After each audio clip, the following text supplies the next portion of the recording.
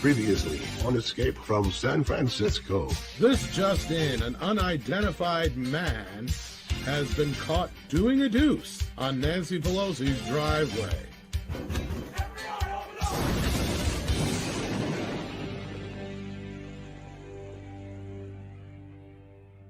So let me get this straight, Mr. Beekler. You took a big old shit on Mrs. Pelosi's driveway?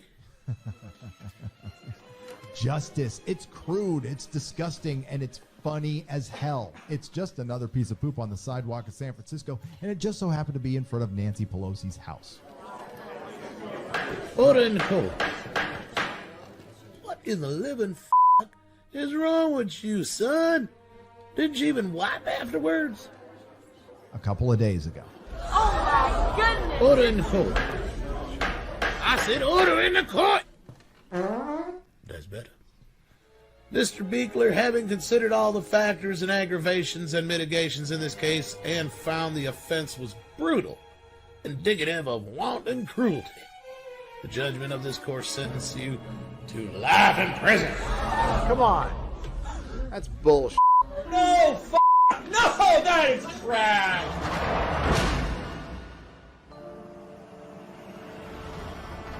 This is not okay.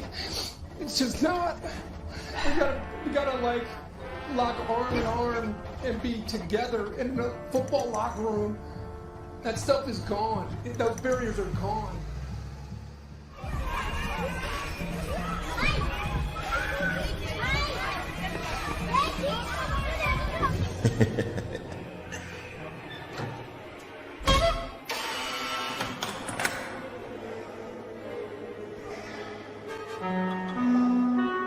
Welcome. Please enjoy your stay. Now it's 1984. Knock a knock.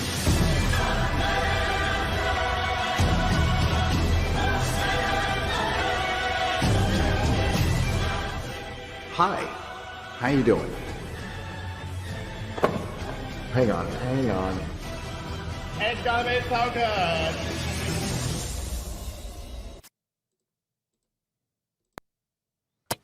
Nerdrotic.com.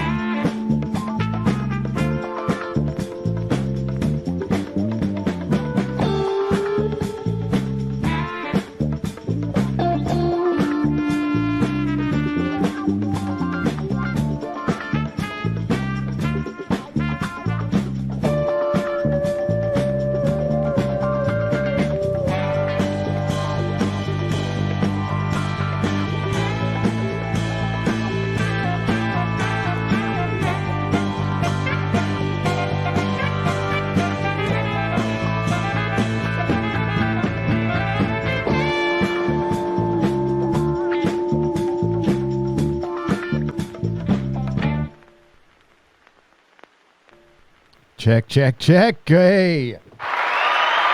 What's up, everybody? Thank you, Perry Chan. You're a good man. For putting me in a compromising position in the shower. Yikes. The trick is to kick the soap all the way to the cell. That's the trick. Eyes up. Never, soap's not worth it. You can always get another bar. You don't want things put in places you don't want things put. You can quote me on that. Welcome to the Nerdrotic Nooner, everybody. My name is Gary Beekler. I come to you from Nerdrotic.com, and I am live in North County, San Diego, California, in a quiet suburb of San Diego County. It's quite nice and lovely here. Had a little rain last night. Yes, it does rain in California. Acid rain, I'm sure. Things we're going to talk about today. Well, I hit 300,000 subscribers. We're at 303 right now, and it's all because of you. I cannot express my gratitude for this, and this has won me a prize. I won a couple of badges from a Karen on YouTube, YouTube's official Karen. some wanker from Australia decided to put this channel, Nerdrotic Live, and a lot of other channels in categories. I would say I wouldn't argue with one of them. I would definitely argue with the other. I don't know what constitutes a political channel. I'm certainly, I'm going to talk about whatever the hell I'm going to talk about, especially when it affects my life personally. But the last time I checked, I had 1,007 videos. I don't know if that counts my uploads or unlisted live streams, but thousands of hours of live streams. And you could say that maybe a handful of those live streams and videos are political, and the rest are pop culture. I don't think it's too... the thing is, Hollywood and the BBC have gotten political. And what I have said from the beginning is I would like to see it presented evenly. I'd like to see some neutrality. I'd like to see some arguments from both sides. I think you get a little more nuance that way, and you get better storytelling. But the entertainment industry has relabeled themselves the influence industry. And it's all because of social media. They are competing directly against social media. And so is the mainstream media. And they are losing, and they know it. A great example is Quibi, one of the biggest failures of all time. And that was Hollywood directly trying to compete with YouTube. And we destroyed them, and they set fire to a couple $2 billion. When if they would have bought me a lunch or Robert Meyer Burnett a lunch or anybody here, people who agree with me or disagree with me, we could have said, this is probably not a good idea. I do not come to YouTube to look for posh. I don't look for a polished set and editing and lower thirds and graphics. I go for the person who runs that channel. Or the people who run that channel, and that channel will take on the personality of whoever runs it, unless it's a soulless entity like Collider or the Nerdist, where you can tell it's corporate owned and they just hire out of work actors, struggling comedians who decided one morning it was cool to go to Target, buy a Spider-Man shirt, and become a nerd. And they're still trying. Didn't I hear that Rooster Teeth hired Grace Randolph? What does that tell you?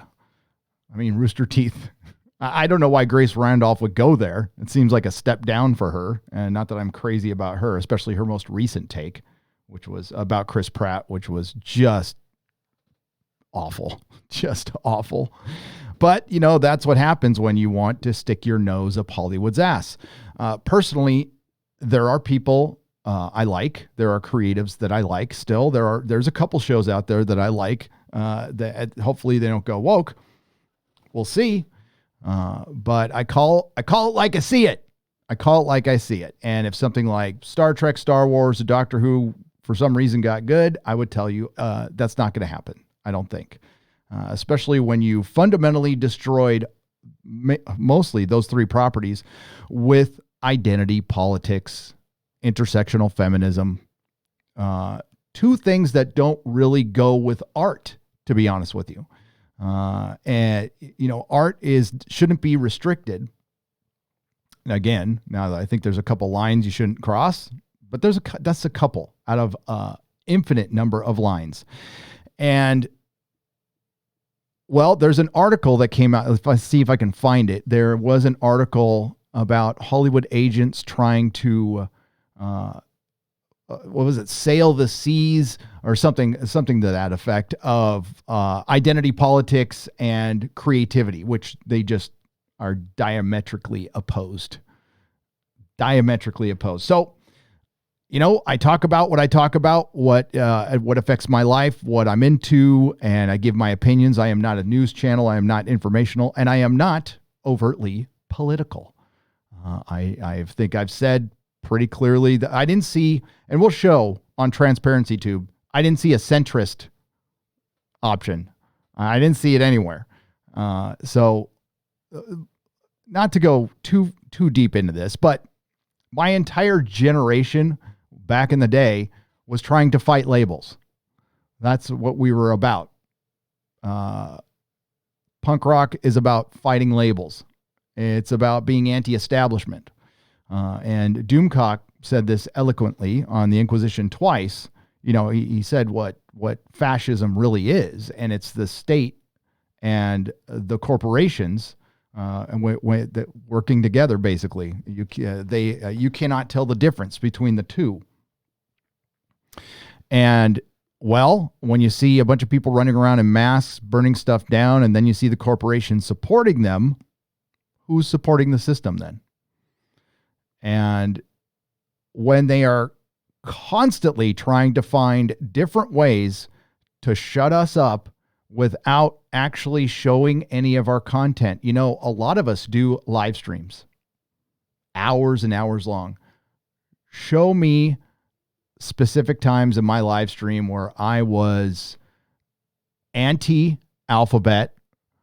I was an ist of any kind. I try not to even say these words because I try to stay on this platform. I think it's ridiculous speaking YouTube speak, but you've heard my philosophy before. If I'm not on this platform, what good am I doing?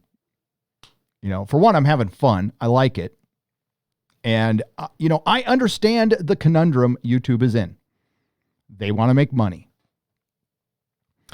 But they've let the wolf in the door because what they've done is they haven't seen outside their partisanship, right? And they have allowed a lot of people to say a lot of things. You know, Crowder was on this morning. He was talking about that thing we should not be talking about, and that was allowed. So we have to credit that. That was allowed. Yes, they did demonetize him for a very long time, but and there are certainly things going on. But this transparency tube, is it going to be used as a tool for advertisers or I don't know. My first instinct with things like this is to not bring attention to them because I am powerless. There isn't anything we can do. I heard talks of lawsuits, and if I thought we could, sure, get into a class action lawsuit against this guy. But I mean, when we talk about him, we make him relevant. But it's already been talked about. It's out there. Can't unmake the soup, so I'm going to address it. Putting me definitively in the right section. So I was put in right and anti-SJW. Well, are you saying I'm right to be anti-SJW? Okay, I'm okay with that. Thanks for the shout out. I had some very good company, so it's not about the company I have a problem with. If that's the way that guy sees it, sure, fine. If that was an opinion piece saying this is how I see things, but no, he's presenting it as like this is fact, and it's just not. It's just not. Now, I want to make it clear that the reason they're saying Clownfish TV is right, or just some guys right, or I am, or others, is simply because we'll talk to the other side. We won't denounce the other side or demonize the other side, because I am of the belief, based on what I have seen over my 51 years on this planet, that the vast majority of Republicans are just regular folk who just go to work. They're not white supremacists or anything like that. And we have seen the rhetoric escalate to hysterical proportions. And when the other side has to silence through deceit, what does that tell you? When they can't present anything, when they can't back up any of their arguments, and sure, they're going to bring up, the alt-right fools. I have nothing to do with them. I think they're idiots. And we're talking about like 1,000 people. But I think people like Salty Cracker and Josiah should have their say. They have their point of view. Would I agree with everything they say? Probably not, but I doubt they would agree with everything I said. But they have a place. They have their right to say something in this country. It's part of what makes this country great. I like there being two parties. I wish there was more. But unfortunately, I think we're going to probably end up going down to one, which would be terrible, utterly terrible. Because I think the two parties strike a balance. And right now, the extremes, people say the extremes are running both parties. I'm not too sure about that right now. At times, that probably could happen, but I would say that Antifa is a pretty easy thing to denounce based on their actions. I don't care what they call themselves. I'm just basically watching all the shit burn down, and that's bad for business. You are terrorizing innocent people who did nothing but wanted to open a pizza shop or a sports bar or a clothing store. And they really had nothing to do with whatever you think your beef is. It's acting out like a bunch of children. I know the coup had everything to do with this, people being pent up, and this has also been organized. And we don't hear enough about this. I said it last night, and I agree. Steven Crowder said this originally, and I completely agree with this. I would love to see the media be bulldogs on on any president. I'm fine with that as long as they do it, if they apply it evenly, but they don't. And that's simply what we're pointing out.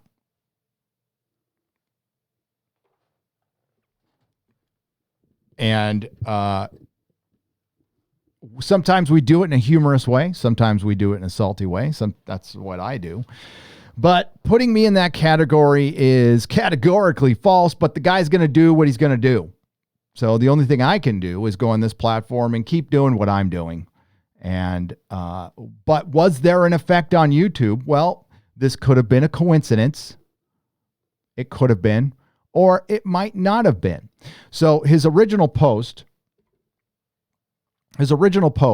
went up on the 21st. So I don't know if that's when the site was launched, but that's when it hit Twitter, and that's when it went out there. The next day, PewDiePie, it was within 48 hours. I can't say it was the next day. I don't know for sure. PewDiePie's video was suppressed. So was Doomcock's. So was Heel versus Babyface and I believe others. My Cal Exit video was stopped in its tracks. Utterly stopped in its tracks. It was on an upward trajectory. It did very well. I'm very happy with it. But it stopped in its tracks. And it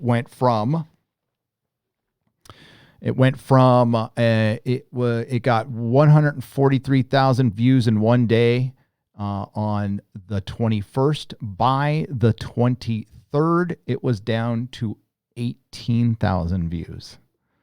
That's not even possible unless something happened. So, and again, I'm not going to cry the YouTube blues. It's done. There's nothing I can do about it. Is it going to discourage me? No, I'm going to keep doing what I'm doing. These things happen. And they have happened before on YouTube when they change something in the algorithm. See, they're not going to tell us. And the reason they don't tell us is if they go, we're going to change something in the algorithm and it might affect your views, then nobody will upload those 2 days. And they don't want that. I think that would be a better approach, being open and honest with the people on here. But that's not what YouTube does. They tell us what they want to tell us.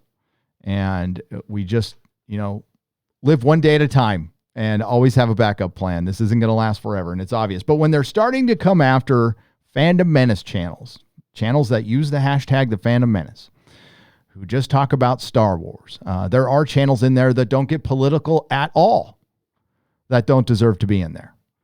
And there's too many to name. But like Young Ripa, my good friend Eric July, is pretty damn open about his politics. And I am probably closer to his politics than any other. I have been anti-establishment all my life. And that's just the way it's been. And when you've been homeless I have been a ward of the state. I have belonged to the state for 3 years. And it's not a position I want to be in again, especially when I haven't broken a law. When I broke a law, I had it coming. I did my time, had it coming. That's it. But I don't want to be in that position again when I have done everything I'm supposed to do since then. unfortunately, we're being punished. There was an article that came out in the LA Times yesterday that we're going to go over in a bit that said San Francisco is the model city for the COOF. And they have had some of the lowest numbers. They had some of the lowest numbers from the beginning. And the article states, as its fact, instead of stating like it's an editorial, that if the country had done what London Breed did, only 50,000 people would have died and not 200, which is utter bullshit.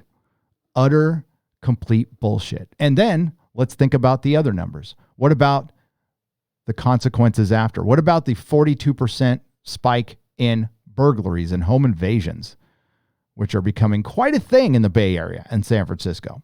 What about the 54% of businesses that have been lost forever? What about the relapses? What about the self-deletions? What about lost jobs? How are you going to put that into a little pie graph? See, you can't. And they wouldn't if they could, because that would scare the shit out of people a lot worse.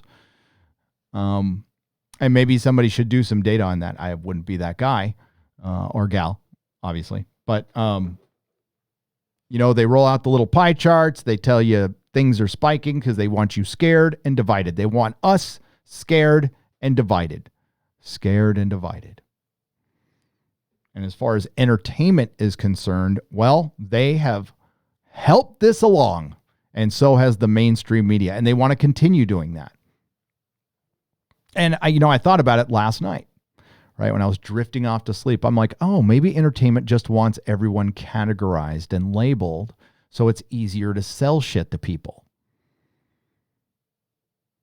And it's easier to find advertisers and stuff. And that's one of the theories about transparency, dude. I mean, if the guy did it for financial gain, that would make sense. I'm guessing he was funded. Doubt he did this on his own time for funsies. I doubt he watched any of my videos or listened to any of my podcasts. And, it's just another list. I ended up on a list before, and it ended up fading away. But there are channels who should be pissed about this. I'm like, if being against censorship, for free expression, against totalitarianism, against violence, denouncing the violence of Antifa.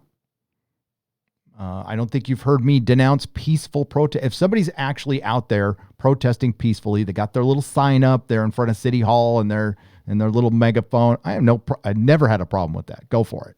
Rock on. Blocking freeways. Watch it. I personally think it's annoying. You're stopping people from going to work.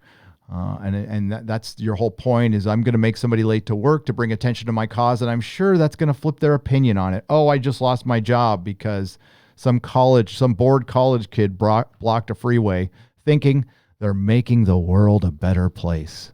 Remember that statement. I got a little homework for you all. If you got time and if you have access, watch Silicon Valley Season 1. It's by Mike Judge.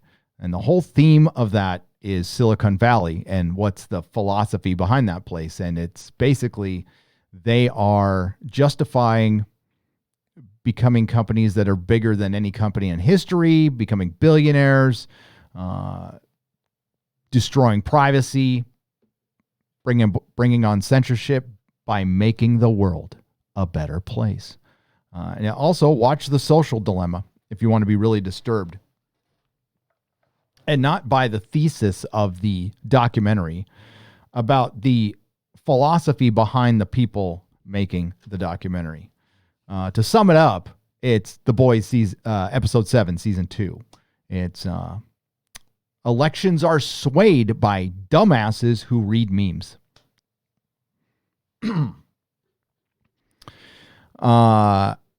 Which is ridiculous, utterly ridiculous. Did a lot of live streaming this weekend. I wanted to thank, once again, Mahler and Rags and Drinker and Heel versus Babyface And oh my God, who else was on us with us?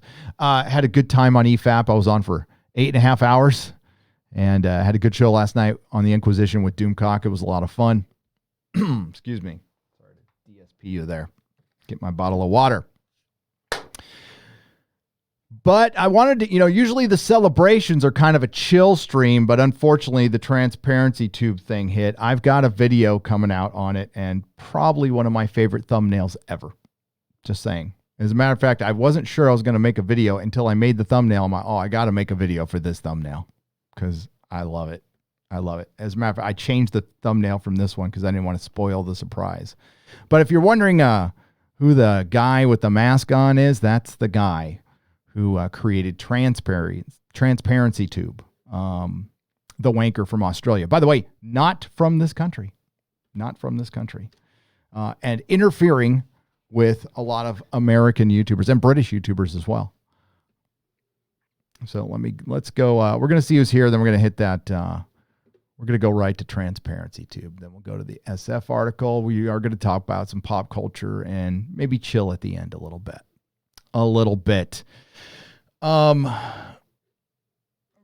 First, let's see who's here. Welcome, everybody. We got Ram Bam 3000. We got Trina Guthridge, Yates Networks, Nicholas Cruiser, Mark Lerzeth and his wrench. Welcome, sir. James Fowler, Gil Gerard's left foot. Derek McManus. How did you come up with, were you just like, I need a name. Gil Gerard's left foot. All right. Scottish Nerd, hail. Geek Tropology, Christopher Ward, the Anime Slayer, Mystery Hombre. Okay, on the way. Grand Wazoo 42, Wendy Lou. Oh, it rhymed. Jeffrey Riley, MC, Finbar Hooley, Problem Being and his wrench, Bastard, Judson, Gaydon, Whack Cackle. I'm Catmundo. Catmundo. There you go. Or Catmandu. There you go. Chris Persia and Tomato Sauce. How do you think of that name? You're like, I like tomato sauce. That'll be my name.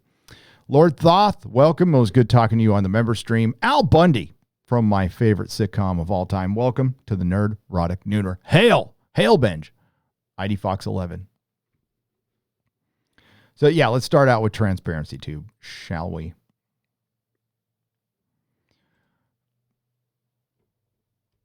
See if I got this set up right. There we go. We'll do it with the chat. So it's a bunch of little circles and bubbles. And if you want to know how, this is how, I don't know exactly if it's like this, but this is how I kind of see how YouTube works. Not with the, maybe it is a little bit how YouTube works because they do, YouTube is based on that, whatever Google's version of Facebook was supposed to be. Was it Google Plus or something? I can't remember. And, everybody's associated. It's basically by recommended videos based on who subscribes to my channel and other people's channel. And if there's a lot of mutual subscribers, it brings the channels together, blah, blah, blah. So maybe it's based, this is an algorithm. Again, didn't watch the videos. According to Aiden Paladin, she said she read some work on this and she thought she had to do more information. So I don't want to completely quote her on this, but she said something to the effect of it was based on comments and people who subscribe to your channel. So we have mainstream news and Vox is there. So, at least they're saying that the mainstream news is left and partisan left.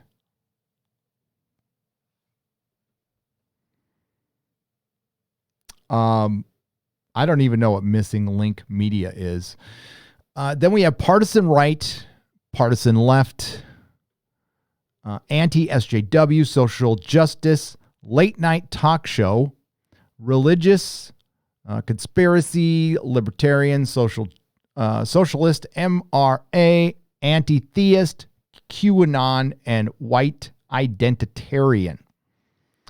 No, I don't know, no center here. Kind of weird, isn't it? It's almost like this guy, through his bias, doesn't believe people can actually be nonpartisan and center. Or what about people who just don't give a shit about politics, but they'll just talk about whatever they want when they want to? This is, first and foremost, a pop culture channel, because that's what I'm into, but I'm going to also talk about stuff. As a matter of fact, I have been flooded with requests for more videos on California. Probably because people just like seeing somebody crap on California. I mean, metaphorically, not literally, like I did in the beginning of this live stream. But yeah, I mean, sure, I've got another one in the works, and I've got some pop culture stuff. Hollywood is eating shit. We're going to talk about that too. There was something that happened yesterday. Why is my phone going off? Something that happened yesterday that was did you hear a popping noise? Did you hear a popping noise? That was the Hollywood blockbuster bursting. Gone.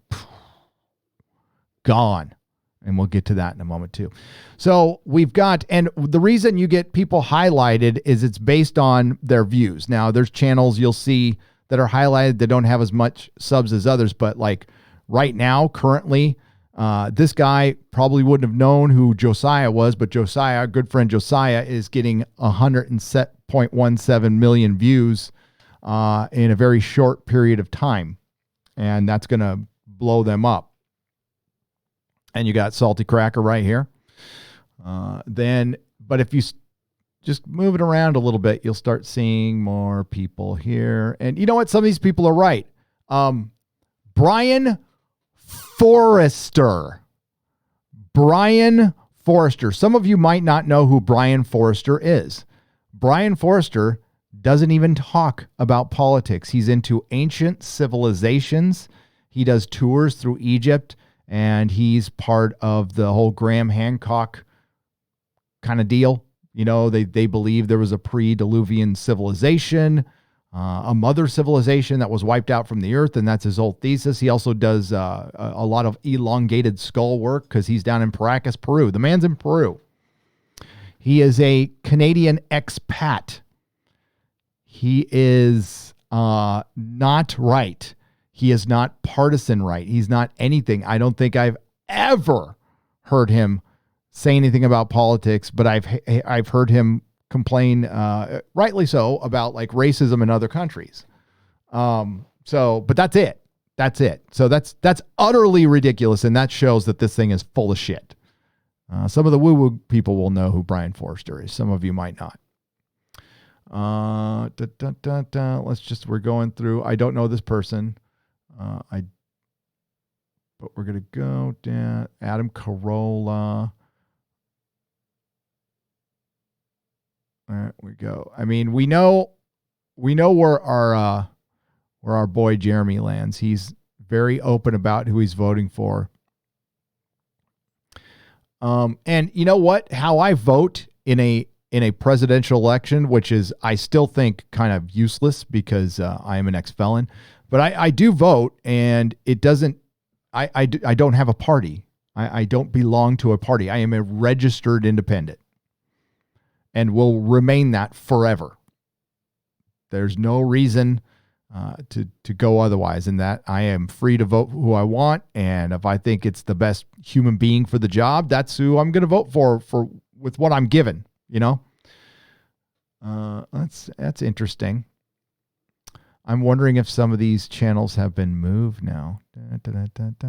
This is partisan right I'm looking in here. Let's just go down to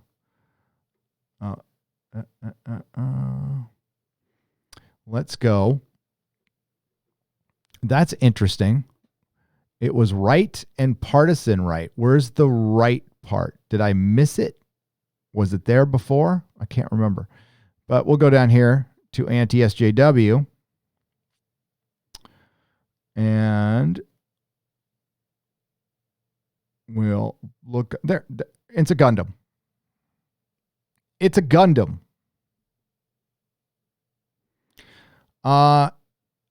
It's a Gundam isn't right. Is he anti? He's anti-thought. He's anti-thought, and I can get behind that.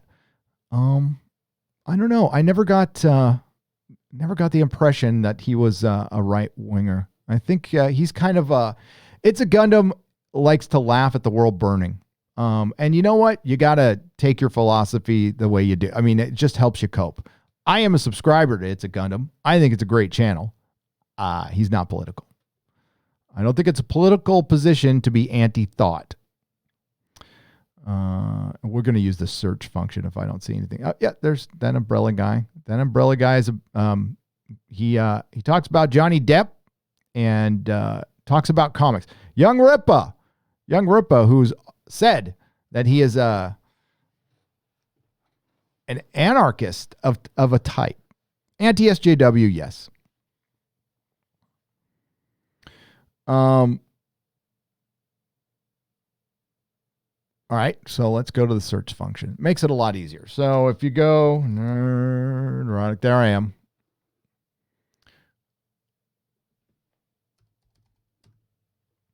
So I don't know if you can see that or not. Let me double check. You can't. Okay, yeah, you can. Good. So there is, and if we go to Just Some Guy. There he is. Just Some Guy is right and anti-SJW. Well, you know, I'm not arguing with the anti-SJW. And when, of course, we mean anti totalitarianism, forcing pronouns on people, constantly canceling people, constantly attacking people. Yeah, it wasn't a label that they put on themselves, I don't think, but it's one they're proud of. And then they try to hide behind like, we're for equality and equal pay. No, you're not. Again, you know, just judge people by their actions, not what they fucking say online. And it's pretty easy to suss out. Suss out. That's right. I'm going to say it. Suss out. Did you hear what happened to Just Some Guy, by the way? I wonder if his video came back up. He did a video about, here it goes. He had to re-upload it. That sucks. So it's, dear fake Tolkien fans, no one cares. And he went over an article by somebody who had a basic knowledge of Lord of the Rings, read The Hobbit once, just recently read the books, and decided that the entire fandom needed to change. She wrote an article called, I think it says something like, Tolkien fans, black people exist. Well, if you knew anything about Tolkien, I'm sure he knew that. But Lord of the Rings is basically a fake mythology written for the country of England because he felt England was robbed of their mythology in 1066. There's more to it than that. A lot more to it than that. Look into it. And it evolved over time, and I understand that. But yeah, Just Some Guy got screwed. So the woman who wrote that article nailed him on a privacy complaint, although her picture is in the article and it's all over the internet. But YouTube capitulated and pulled his damn video, which had like almost 200,000 views. And it was honestly one of the best videos he's ever done. You can find it on BitChute. I'm a Lord of the Rings fan. I love what he said. We've had him on Friday Night Tights a lot. He's a good dude. We'll have him on again. But he got screwed, and that is a bad precedent, by the way. So you can, if you're an author of an article, you can submit a privacy complaint, even though you blasted your picture all over the internet to we can't say 7 billion people. It's only half the people on the planet have the internet. So we'll say 4 billion, just to be comfortable. So yeah, then we have Clownfish. Total right-wing channel. All they're yammering about is immigration and taxes. Just constantly. Praising Rush Limbaugh all the time. That Clownfish TV. So let's see who else. I wonder if I wonder how thorough. He said how many channels? Okay, so here it is. YouTube is used by 71% of Americans and a source of news for 26% of U.S. adults. While the impact of YouTube continues to grow, options for understanding the content and ideas being shared on the platform are lacking. That is why we built Transparency Tube in creating a first of its kind effort. What kind of fucking effort did you put into this? To categorize, index, analyze over 8,000 of the largest English language YouTube channels actively discussing political and cultural issues. Okay. 2 separate things. We aim to provide the data necessary to better understand this space. I have an idea. Watch the fucking videos and decide for yourself. It doesn't take long. So basically you build an algorithm so I can prejudge somebody without actually putting work into it. Well, if that ain't fucking SJW, I don't know what is.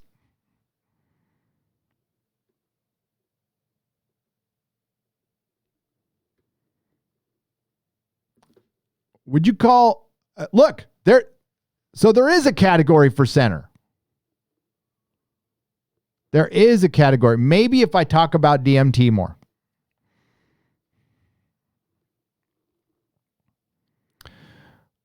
Dun, dun, dun, dun, dun. This is some bullshit. Geeks and gamers. Well, some of the Jeremy took his political views off that channel, and he really doesn't discuss them very much on his channel. He doesn't do live streams that much anymore, and he took them to D-Day Cobra, and it doesn't represent all the people who work there, which is a lot.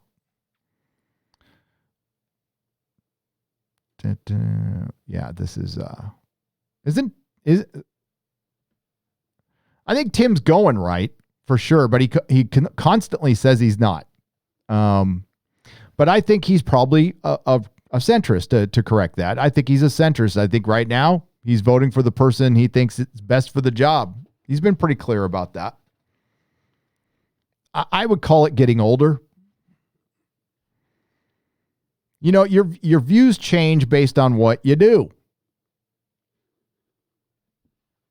Let's see what they said about my buddy Doomcock. Right. Doomcock repeats over. I mean, like even in the chat, because I brought up some stuff, people started getting like political. He doesn't like getting political on his channel at all, ever. And I can assure you he's not right. I mean, he's right. Doomcock is right, but not right. You know what I'm saying? There's Jeremy from the Quartering. Yeah, Brian Forster being in there is utterly ridiculous. So where's Midnight's Edge, who just did a live stream and stated their politics, which weren't right, and they are right. Anti-SJW. There was no work put into this at all. And do you expect any different? Political channel views 7 days to October 25th. Yeah.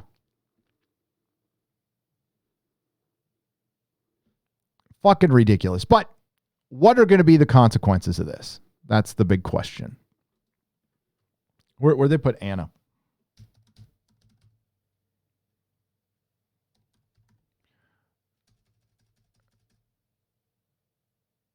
Is she not in here? Nope.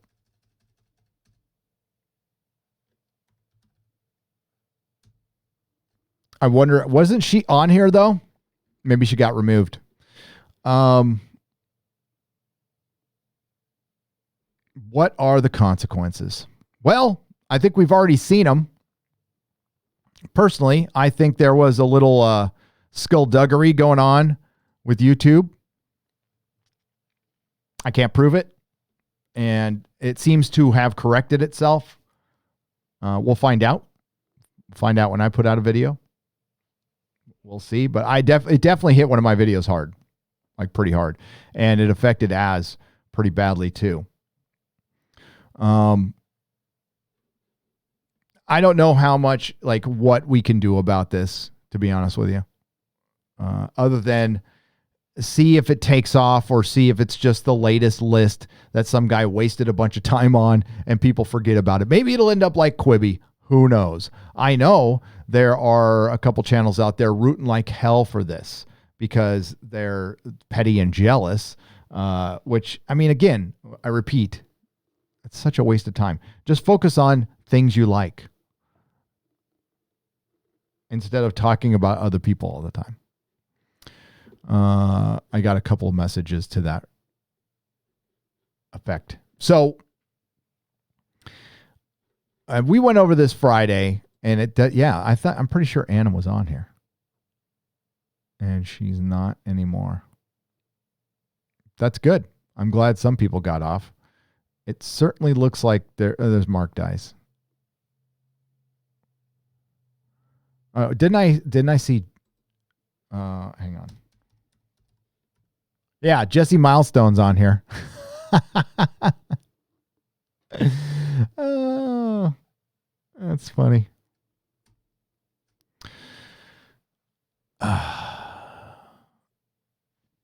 Here we'll go. Nope, they're not on there. What is another channel I go to a lot? And now I'm blanking on it, but I'll think of some.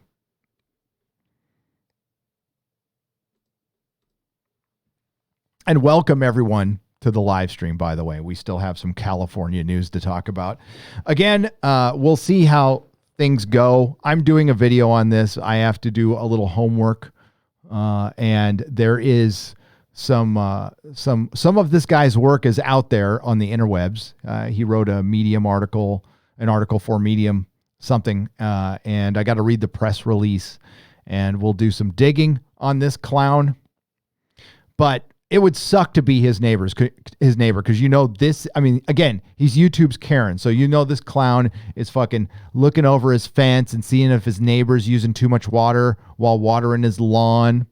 He's the guy who like measure the fucking distance from the tire and the curb to see if it's within 18 inches, or he'll call the tow truck. He's your dog barks once, he's calling animal control. If your kids are outside, he's calling, freaking protective services. Yeah, he's peeking out his window. He knows what time you come and go. Little effing snitch. I just made an algorithm and falsely labeled a bunch of channels to make it easier for you to prejudge them and censor them. I'm trying to make the world a better place and protect my billionaire overlord masters. He's a little submissive. He's a gimp. Some people are just like that. And I don't mean to judge. I mean, honestly, if you're into that kind of thing, cool. Just don't let it affect other people. You can have your beliefs, but to present this as transparency, I love it when like Antifa calls themselves Antifa and then they act fascist, and then transparency shows no transparency and shows biased.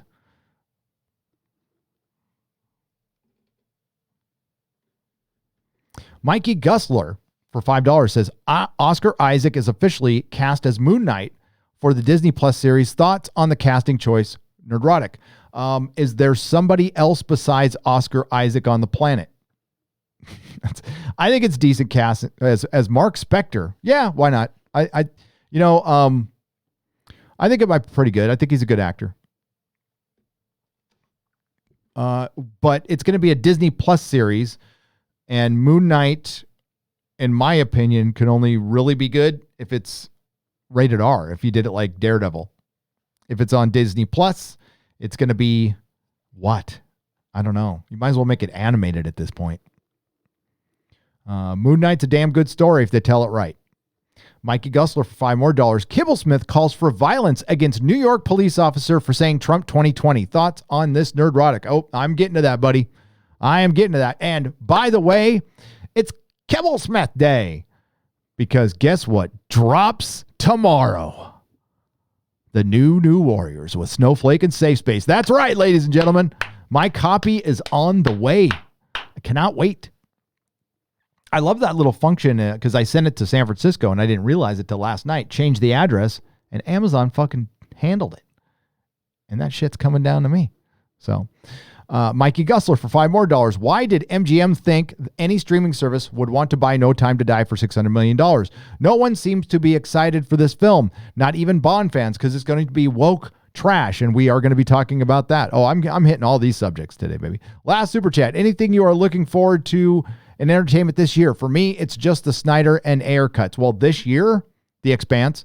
Thank you for the $5. The Expanse. I'm curious about The Mandalorian. As far as next year, the Snyder cut and the Ayer cut are the only thing I probably give a shit about at this point. I think everything else is going to be woke trash. I don't think those are because they've already been filmed. We'll see. If you don't think Zack Snyder has it in him, you ain't seen Sucker Punch. Crazy Cat Guy, thank you for the $1.49. Ice Cream and Keeper of Trackin', thank you for the Canadian $5 and saying good job. I appreciate you. So, yeah, we got a lot of subjects to hit. I could do a video on like each individual one of those. So I'm going to announce this thing now. Right now, Lady Grandmaster is out of commission for the week. One of her little bambinos is not feeling too well. So I gave her the week off, and we're going to let her focus on being a ma, and I will just self-produce, kind of like self-coupling, but self-produce. So I'm going to make this announcement now. It's not as ready as I would have liked it to be, but I am starting a third channel. It's going to be a clips channel. It's going to be clips from my live streams, clips from Friday Night Tights, and it's also going to be daily videos, sometimes multiple times. So it's I don't want to say lower tier. We'll say Tim Pool style. Something I could sit down, cut in 8 minutes, and go. My other videos, the ones that stay on the main channel, nothing's really changing on the main channel at all. I'm not shifting anything off or anything like that. It's just more on another channel. And keep an eye on Twitter, community section here, and I'll let you know when it's up and running. I'll probably have it up and running by Wednesday, and I can direct you if you want to subscribe there or not. It's completely up to you. But that's what we're going to do. And that channel will be freewheeling, though. It'll be pop culture. It'll be my views on things, be it politics or a UFO story or something. That's what it's going to be. It's going to be what it is. Thank you, Mikey Gusler, for all the super chats there. You're a good dude. Good dude, brother. And let's start with California, and then we'll work our way to Hollywood, shall we? And if you guys got questions on Transparency Tube, I'll get to those. I still feel like it's developing, right? To be honest, my first instinct, again, was to not give a shit. Was like, fuck this dude. I'm not going to give him my time. But then people started talking about a lawsuit. And I'm like, maybe I am not worried enough about it. But it's kind of the same with Copa. Copa kind of turned out to be nothing for channels, except for the channels that talked about the kid stuff. I think the great demonetization of last year was far worse. And I think it's a little late for this, don't you? Like, if this guy would have pulled this out like a month ago or 2 months ago, but like this close to the election, we were all expecting a crazy year in 2020 on YouTube. I don't think we were quite expecting this crazy of a year but it's what we expected. We thought channels would get nuked. Some did, some didn't. There's still time, but quite frankly, when the election's over, I think YouTube is I don't think YouTube, if YouTube wanted to get rid of channels, they would. They would. And they don't have to, I mean, they can get rid of the quartering tomorrow. They can get rid of me tomorrow. They can get rid of Doomcock tomorrow. And a bunch of people would get upset. And then life would move on. People would still go on YouTube. I think there are channels. There's a couple channels that would it hurt YouTube? Maybe a little while. If they messed with Tim Pool, that would, I think, possibly hurt YouTube. They mess with PewDiePie, that would hurt YouTube. And there might be some other channels I haven't heard of, but if I disappear, they don't give a shit. They don't give a shit. I know some of you do, and thank you. I appreciate that. All right, let's go to California here, because California knows how to party. This one pissed me off yesterday.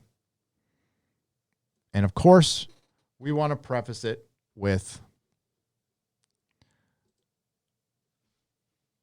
I don't want anyone to die. Okay? But 100% of all people die. And I hate to break out I'm going to badly paraphrase a Dumbledore quote for you. When he's in the netherworld with Harry, sorry, spoilers, Harry Potter dies for a little while in the Deathly Hallows, and he goes to he's at oh my God, why am I blanking? On the train station. And Dumbledore tells him,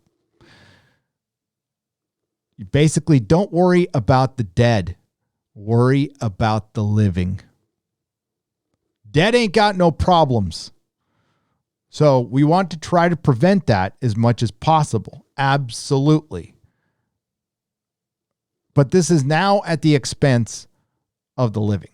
And I say this for me because I can hear some people, well, what if you get the coof tomorrow? And I croak? I ain't got no problems. But my kid does. Both my kids and my wife. And that would be the only thing on my mind while I'm croaking. Not always me. Well, I'd probably say it sucks to croak, but that's what I'd be worried about. And that's what we need to start worrying about. The problem is we have a dumb political society. The political class is filled with a bunch of dumbasses. You want to see a great example of a dumbass? Go and find Adam Carolla's interview of Gavin Newsom. I don't know why Gavin Newsom decided to go on his channel and have an interview. Maybe he thought he could match wits. And Gavin Newsom probably comes off as a real slick guy with nice hair. And he's a dude, bro. Dude. And there's nothing wrong with the dude, bro. I just don't want him running my state. So watch that interview. It doesn't make him look that great. When Gavin, kind of like a lot of politicians, has his little teleprompters up and he's at a press conference and he's not asked a follow-up question, no problem. But you saw my video. Somebody asked him about the Cal exit. And I'll put myself in his shoes. I'll say, I am a partisan Democrat. My party is first. I would still bring up the businesses. I would still try to show a little empathy. Like, I'm really sorry that a lot of people have lost their business because of the coof. And then I come out with some bullshit saying it's not our fault. And probably, no, nothing. He brings up a magazine article from 1994 trying to say that the Cal exit that's going on now is the same as it was in the early 90s. The early 90s, especially now looking back on it, that recession was fucking nothing. Was nothing. And that recession led to worse things because they decided to deregulate the power industry, and it ended up like fucking blowing up in their faces and getting Gray Davis recalled. And then we got Arnold Schwarzenegger, the governor, who tried to actually run the state as a centrist and got killed for it. Destroyed. Both parties just like freaking Caesared him. And then he just bent the knee. Kind of a sad situation because I was very proud to vote for Arnold twice. It was great. So remember when Jesse Ventura was the governor of Minnesota? What? Man, Jesse. What happened to Jesse Ventura? So where was I? Yeah. So we're governed by people who, I mean, they're just political class. They are academic class. London Breed worked in a political office, worked for Mayor Willie Brown, never worked in the private sector, doesn't know anything about it, and she's running the city. She got in because Mayor Ridley died, and then they reelected her. First black female mayor, and that's why she got elected. Black, because she was a black female. I mean, nobody really knew or care if she could actually run anything. And now the LA Times is saying her city, I knew they would.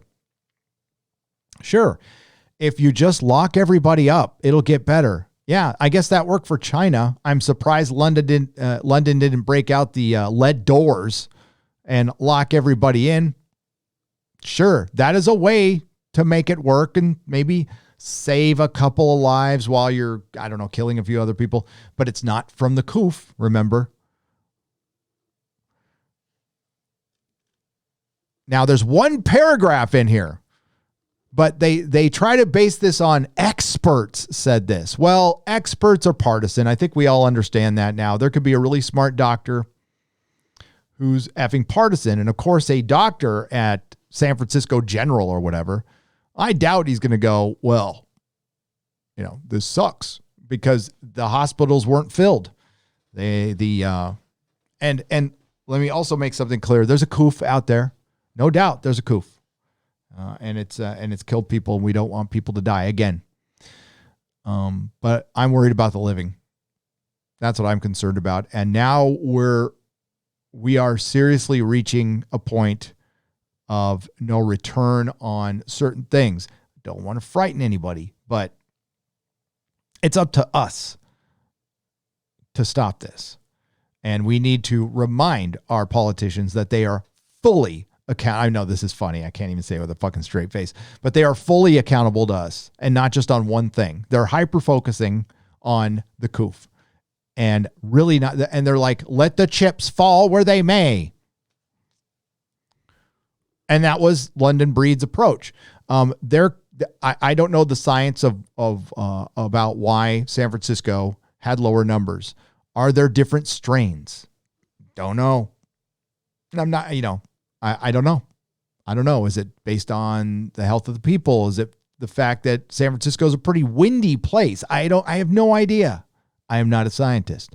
All I know is 54% of the businesses closed. All I know is 42% the burglaries have spiked. All I know is the general populace has lost the respect for the police. And the system is affected. It's a different place. That's why people booked when they got out of there. Because the last place you want to be during unrest is a city that isn't going to do anything about it. We all knew. Even the ones who supported London Breed, who are quietly not supporting her anymore because they still want to look good on Facebook, but behind closed doors, they can't stand her and they feel betrayed. Much of San Francisco looked like a ghost town during late April, but all essential services were closed. Few roamed the streets. The mood seemed grim as the gray skies overhead. They're talking about downtown. After April, People were going outside, driving around their cars, going on jogs and stuff. I saw it. Now life has returned. Restaurants and stores are open, clad in masks, limited capacity. Pedestrians last week clutched bags from stores where they had just shopped. Diners sat at tables outside restaurants and cafes. At outside restaurants and cafes, that's not open. People strolled along the bay on the Embarcadero, and a huge Ferris wheel opened for business at Golden Gate Park. After cautiously approaching the COOF for months with a go slow attitude towards reopening that they knew would crush business, and it's something I feel like they wanted to invite. San Francisco has become the first urban center in California to enter the least restrictive tier for reopening. Risk of infection, of course, Gavin Newsom, former mayor of San Francisco. London Breed, mayor of San Francisco. No connection.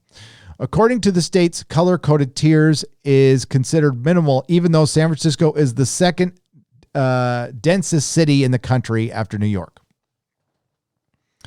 Again, limited capacity. These places are not open. And I also want to bring up consequences here. Give me just a moment. This is just one example. Go to my bookmarks. This was supposed to go in my Cal exit video, and it didn't. Made the cutting room floor. Hit the cutting room floor, I mean. And we're going to talk about this article now. Once I find it. Here it goes. This is sad. This is not happy news.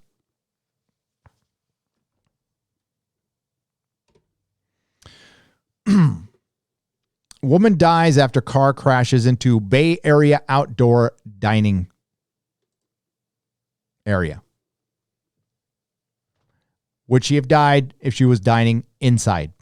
This is again, it's a sad story. Old man got confused, hit the wrong pedal, went into 8 people at a restaurant.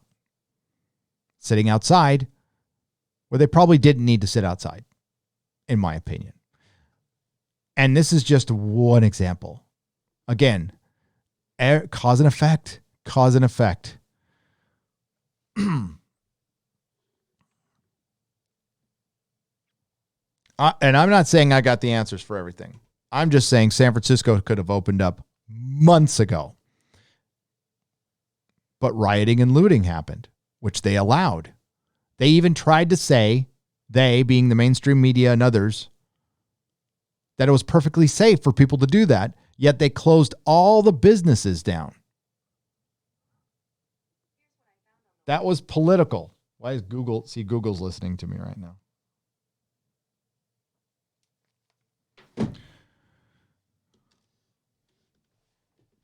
So I don't know if I'm being too political or right by just saying I want businesses open. I want people to have a future, and I want it done safely. And I think we can do all of these things. Look at all the shit this country has done. And unfortunately, this happened during election season, and everybody decided to play partisan. And a lot of people have lost their jobs. Some people have lost their lives. And people love to change their story and cover their ass. And that's what's been on full display to all of us. By the way, Nancy Pelosi is running for another term. Just so you know, she wants to run for another term. I don't know if that'll make it. But if we go back here, we have at least so far done everything right, said Dr. Robert Watcher, professor and chair of the Department of Medicine at UC San Francisco. City officials are not declaring victory. Characteristically, they warn the virus will lurk around the corner as they have before. They will follow local metrics rather than reopen just because the state allows it. Well, it's going to get locked down again. And that's part of the reason we left. We knew it was going to be open, close, open, close. Yeah. So my wife could have opened her salon now, had to re-sign another 5-year lease, by the way, which factored in. We were at the end of our lease. We had to re-sign another one for 5 years. And we're like, no, No. And limited capacity. So you know what they say why they did everything right? Experts credit San Francisco's success to the long partnership between public health officials and universities, most notably during the AIDS crisis. Yeah, that's right. Because they have everything to do with each other.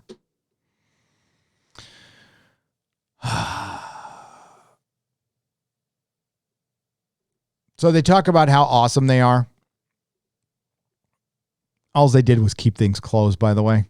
They didn't do anything special. They're saying, well, and then London Breed left it to the health department to make these announcements so she wouldn't look bad.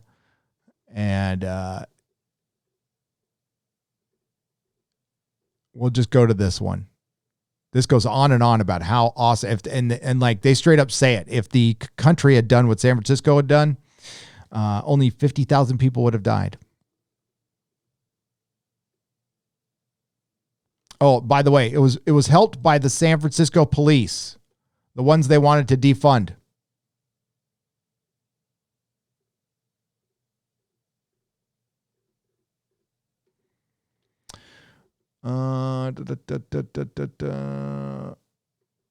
Where do they even bring it up here?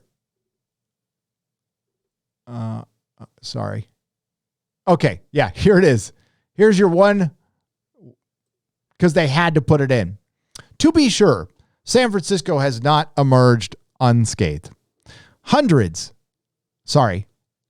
Thousands, not hundreds, thousands. When you go over 1,000, it's thousands of businesses have closed permanently. Public schools have yet to reopen, and that city faces a huge budget deficit. Many residents moved away during the pandemic. And that deficit, they are not going to recover from. You lose half your business, that's half your taxes. Then you have people moving, selling houses. That's property tax that they jacked up to an unbelievable level the last couple of years because we were in a good economy. So they got all proud of themselves, started doling out free college. And oh, by the way, young people are not going to be able to afford this city, even at its reduced rates. Remember, the median rent has fallen in San Francisco from $3,200 to $26 for like a studio. I don't know if I'm going to be able to sell my house. Have no fucking idea. I might be stuck with it. We'll see. We'll find out soon. I'm not going to, I can't see myself renting it. The renting rules in San Francisco are ridiculous. They tried, I don't know if they did pass it. They tried to pass a relocation fee where the landlord has to pay for the relocation if you decide to sell if you give the renter plenty of notice, you say, I'm going to sell my house. So you got to find another place to live. You have to pay their relocation fee. Now, if, there's like, if the landlord says you're out in a month, I'm selling your house, that's fucking dick move. That's an absolute dick move. I'm not for that. But, yeah, so much regulation here.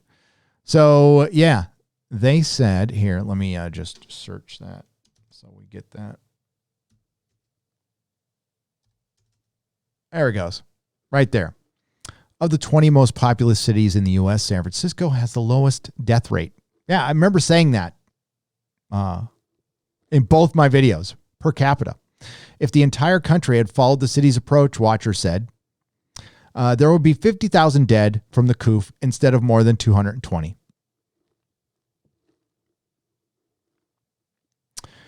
So that, I mean, and this thing was trending on Twitter, and they highlighted that quote as an expert, as one expert. Now, I have no idea what that number would be. We have no idea if that would have even worked or not, because it's here. It's an absolute. It's not going anywhere. And again, worry about the living, which are going to have a big problem here in this country and in this state in particular. The state is not immune just because it's got big corporations that bring in big tax money. They also get, they're in everybody's pocket here. And listen, I've always been a proponent of the state breaking up. I know it's ridiculous, but I've dug that one since I was a kid. I think it would make a lot more sense. It's too big. And you got somebody like Gavin Newsom, who was a San Francisco politician, which, I mean, doesn't apply down here where I am. If San Diego was not in California, I'd stay. It's still really expensive, though. And the politics are ridiculous. I have no idea what we're doing for Halloween. I don't know if we're going to get trick-or-treaters or not.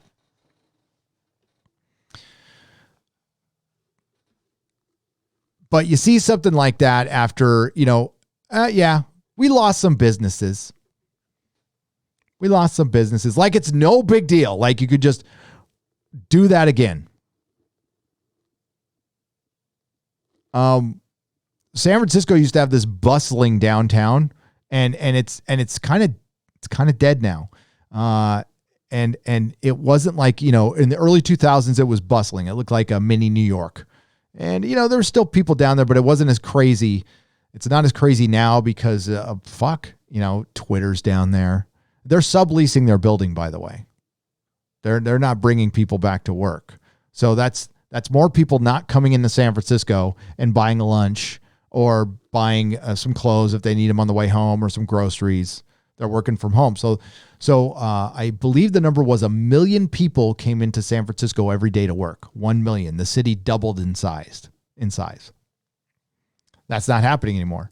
You don't think that's going to affect the economy either? See, London has been propped up, by PPP money, federal money. She doesn't give a shit about small businesses anyway. She's never shown anything about them. She just goes, yeah, watch a press conference. Got to be careful what I say. London. Up jump secretary. So what they did was they made the very easy decision. We'll just keep everybody closed. We'll say we're awesome because we saved some lives, which you can never really say. You have no idea of proving it or disproving it. So it's going to look good. The mainstream media is going to echo that because that is their party. That's who they want. And they're going to put a fucking paragraph saying, yeah, we lost some businesses. Aw, shucks. We ruined some lives by maybe not taking, because we don't want to take the risk. And then not bring up the crime. The crime. 42% burglaries have gone up. Car break-ins is like astronomical. It's something like 7%. The burglars who cannot prey on tourists anymore have turned to the suburbs. And they are coordinating home invasions like on each sides of the bay. And they're pistol whipping people. They're getting violent as hell.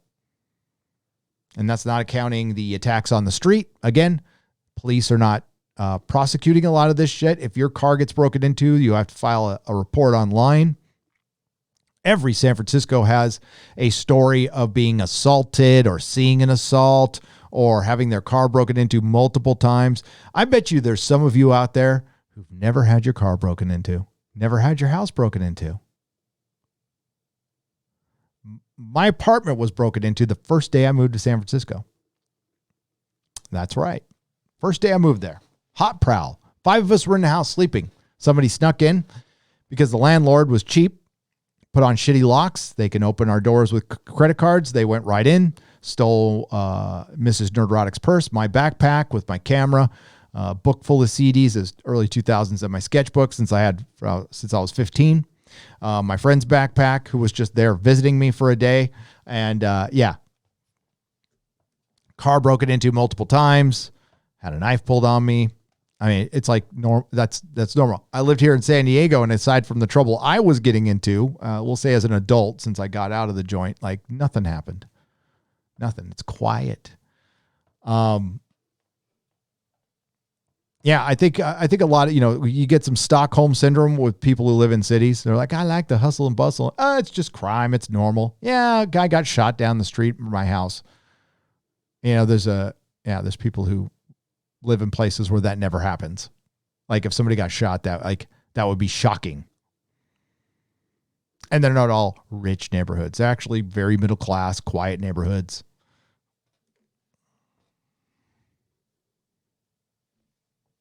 But you're the enemy now.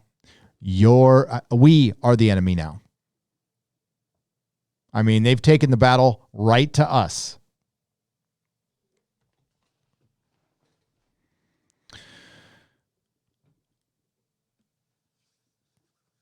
Right to us.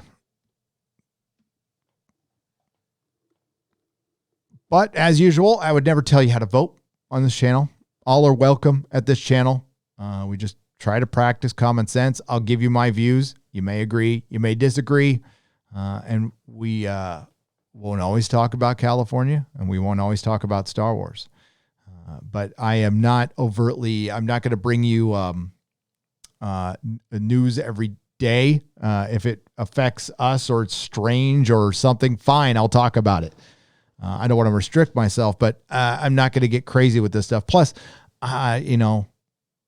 I'm just a regular guy. I'm not an economist, obviously, so I can't. I know I pay too much in taxes. I don't know where my tax money goes.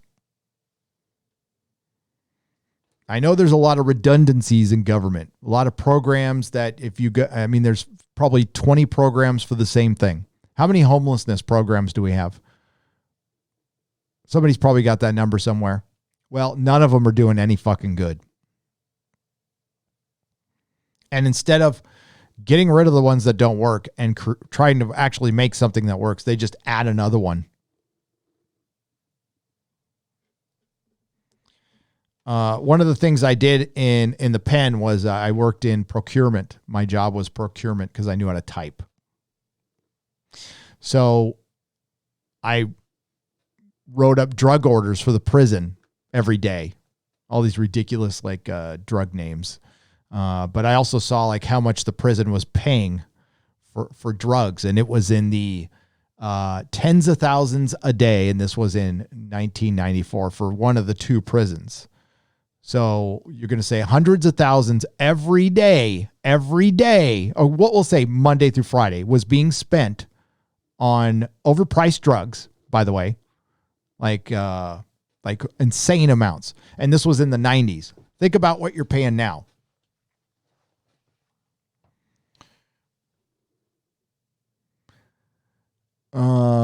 Norwegian Kryptonian for 33 Norwegian krona. Is Doc Brown the Time Lord? Shine on.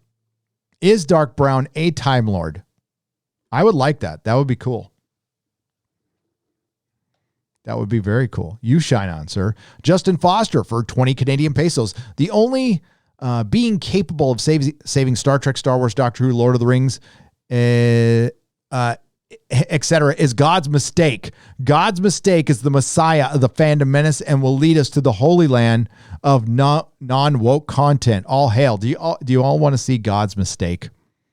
I meant to retweet that and I didn't. I don't know if I can pull it up. Here, I'll pull it up on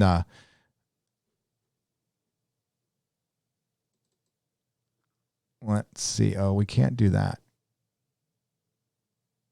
Oh, sure we can. We'll do it this way. I'll show you God's mistake. It was there was a drawing game we were doing on EFAP, and I drew this character, and somebody, I can't show you the original, unfortunately, but here's God's mistake.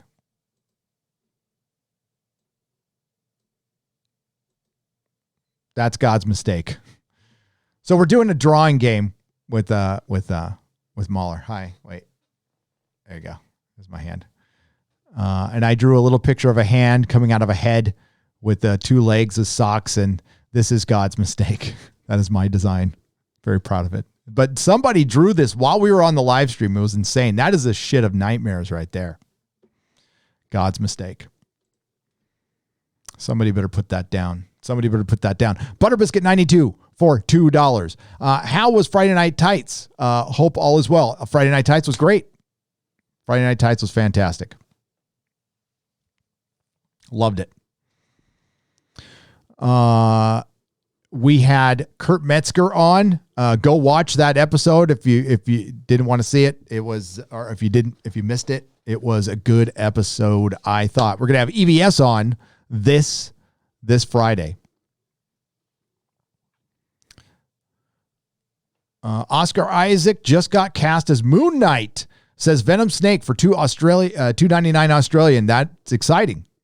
I think it's good. I just ask again, is there anybody else who works for Disney besides Oscar Isaac? Not sure.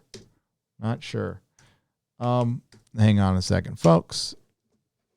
I don't know. What do you think? I'm not against that at all. That doesn't, I think he's a decent actor when he's given a good script and he's not in Star Wars. Hang on. I just want to, oh, stop.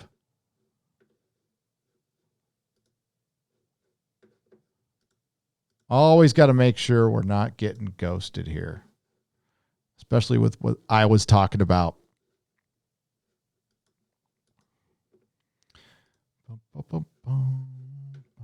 Good. We're not. Excellent. Okay. Before we get back into the super chats, we got to talk about a little bit of Hollywood. Actually, you know what? It's funny is Mikey Gussler's first 5 super chats are kind of like a good thing to start talking about. Let's talk about Kibblesmith. Let's talk about Kibblesmith talking about the cops. Here we go. This fucking dweeb. Daniel Kibblesmith. Marvel's New Warriors writer Daniel Kibblesmith insinuates New York police officer is a racist for saying Trump 2020 threatens violence. Let's read it. Let's find out what he says the creator of Snowflake and Safe Space. Marvel Comics New Warriors writer Daniel Kibblesmith insinuated a New York police officer who started Trump 2020 officer who stated Trump 2020 using his vehicle speakers is racist. On October 25th, the official New York Police Department news Twitter responded to a video showing a police officer stating Trump 2020 on his vehicle speaker. They wrote, "We are aware of this video and it's under investigation by our Brooklyn South Investigative Unit. Police officers must remain apolitical." Okay.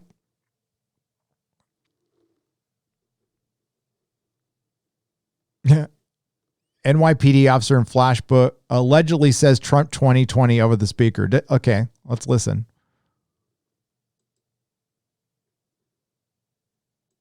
Do it again. What, you can't say Trump 2020 now? Fucking pussy. Say it again. Trump 2020. Go fuck yourself, you fucking fascist. Wow.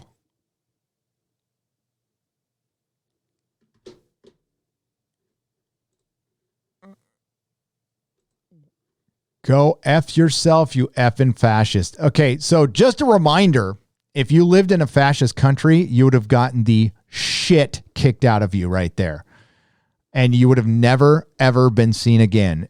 Just to remind all you Antifa mensas out there running around, if you were out there rioting and looting in a fascist country, you would be disappeared. Basically, just like the country you want. When the country gets the way you want, it's what you're going to be doing to people. That's what would be done to you if you were in a fascist country. See how that works?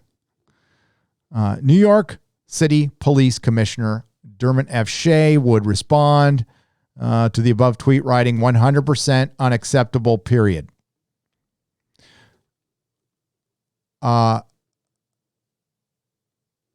Really?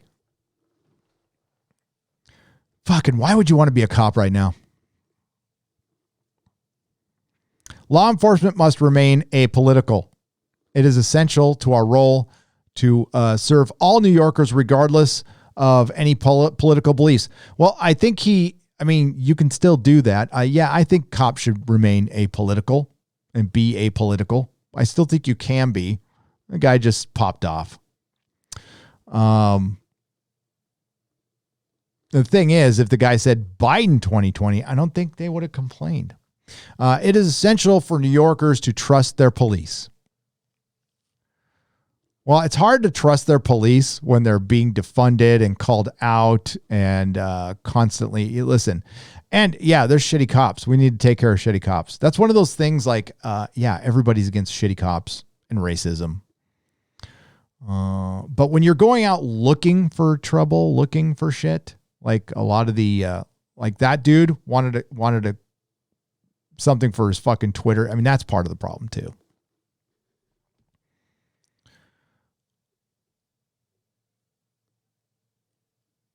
That tells you how good this country is. That dweeb felt so safe to call that cop that, and he knew nothing would happen to him.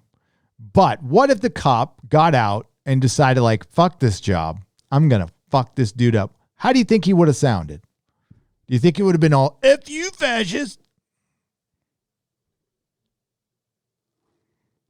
No. He'd have been crying for his mama. Should be grateful. You should be grateful they show restraint. So where's Kibblesmith, though? I want to get to Kibblesmith. Here we go. Okay.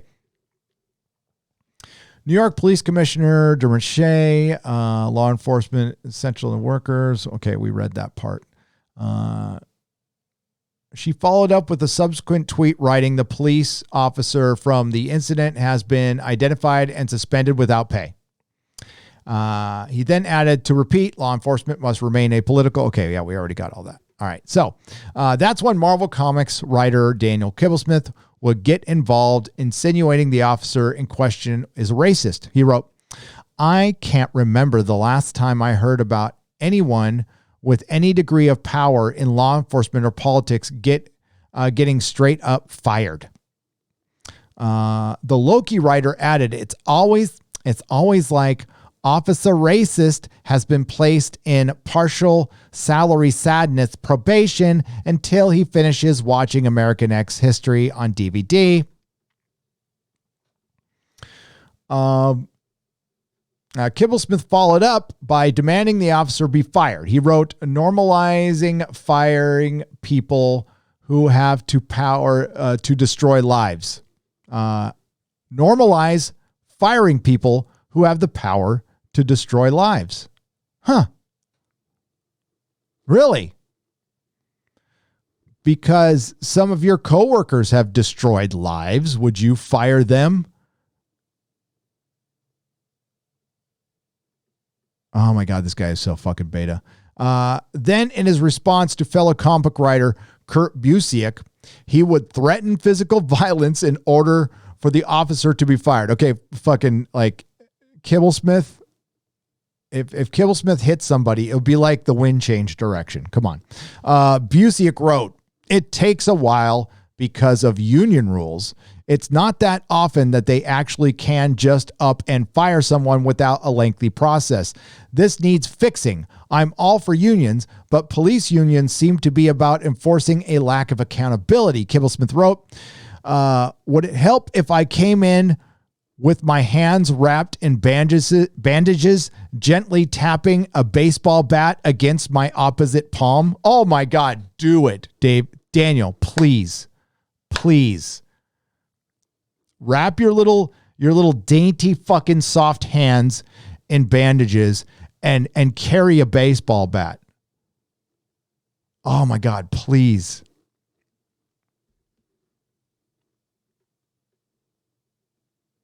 Is this the guy? Remember in Millionaire Matchmaker, there's video of him. Like a woman wants to go hug him and he goes, ooh. Yeah, this guy. He's going to come with a baseball bat and get fucking crazy on your ass. Daniel Kibblesmith, motherfucker. He's hard. Would it help if I came in? Oh, fucking. I'm going to get a baseball bat. just like Harley Quinn, because Harley Quinn's got a baseball bat. She's my favorite. She's my favorite Marvel superhero. Oh, wait. DC? Marvel? Kibblesmith is no stranger to attacking his political opponents as racist. Just a couple of days ago, he referred to the president as racist. He wrote on Twitter, "This time in 2016, Hillary was polling 1 billion% and Republicans were talking openly about trying to throw Trump overboard and put Pence at the top of the ticket. Then that racist, illiterate motherfucker cleaned our clocks and ate the cake shaped like his own head." Yeah, that's what happened, dude. Because you might not like him or agree with him. Pretty sure he's, I don't think Trump is illiterate. But after reading some of your work,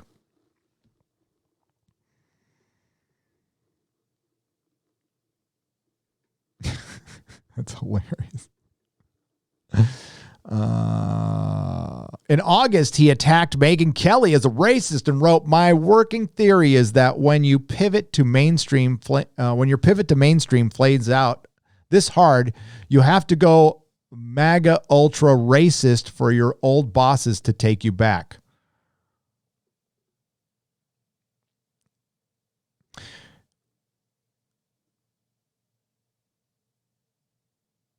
Crazy how if Trump loses, all his insanely vocal racist supporters will suddenly vanish and everything will be fine forever.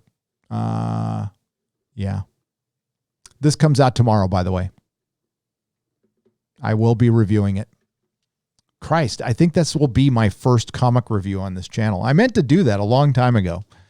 I might have to even it out with something better. But he's only listed as a contributor on this, not as the writer. So I'm wondering, did they get rid of all his shit? I don't know. Tell you what, Daniel.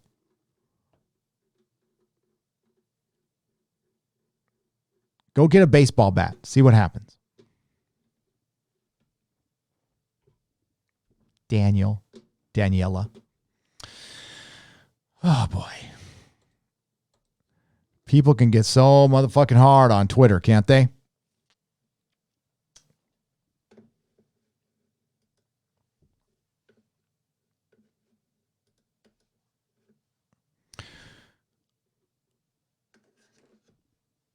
I'm looking forward to Snowflake and Safe Space. I have to say, you know what? I'm wondering if it's even going to be that cringe. We'll find out. It might be a much ado about a nada.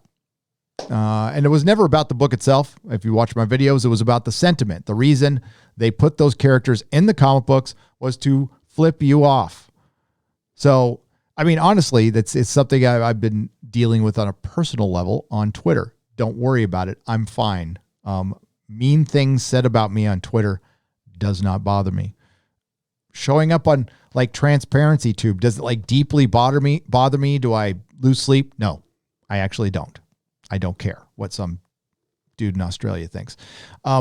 So people keep adding me with Star Trek stuff. And I'm just like, I don't care.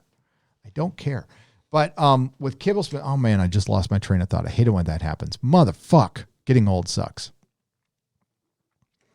But yeah, okay. So with the new Warriors and what Kibblesmith did with the whole sentiment of it is telling you to fuck off. It's not just a bad comic book, and it's not like You Brought Me the Ocean, which was awful. We covered that one a little bit on Yellow Flash's channel, and we will be roasting it on Yellow Flash's channel as well, the new Warriors, if it's worth roasting, to be honest with you. And I think your boy Zach is going to be joining us, which should be fun. Here we go. Okay.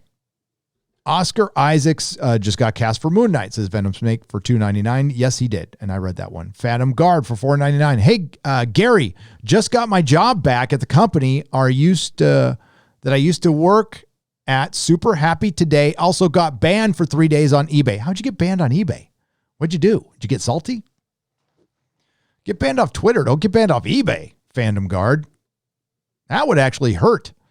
Hail, Gary. Happy 300,000 subscribers today. We celebrate happiness and joy. Thank you, Phoenix Tangent, for $5. Yeah, I was kind of hoping to do a celebration, and it would be just a chill stream, but too much news. I don't know. But thank you. Thank you. I'll give you the little origin story in a little bit. Nicholas Horton for £5. I see your power has returned, Gary, and congratulations on 300,000 subscribers. That's right. Last night at 10 p.m., the power outage that was supposed to happen in September happened in October, and the power just went off, and I had to leave the show. Brogla for £5. Hey, from Ireland, really appreciate an entertainment, media, and pop culture channel that tells it how it is. Thank you for the content. You are welcome, Brogla. I appreciate it. Hail Ireland. Between me and prison, as one of us is going to die, says Flicks by Cody. One of us has to die, Flicks by Cody. Well, maybe. We'll find out in part 3. Gunnar Renee Oi for 50 Norwegian krona. Garbage is garbage. Garbage in, garbage out. The best kind of machine learning research, apparently. Yeah, exactly. Fuck. I mean, it's ridiculous. It's just going to get worse until we fight back. Does there need to be some kind of antitrust thing? Yes. Is it going to happen? I don't know. Google, Alphabet's a big fucking company. It's a big company. And that's going to create big problems. So we'll see. Is every election going to be like this now? I don't know.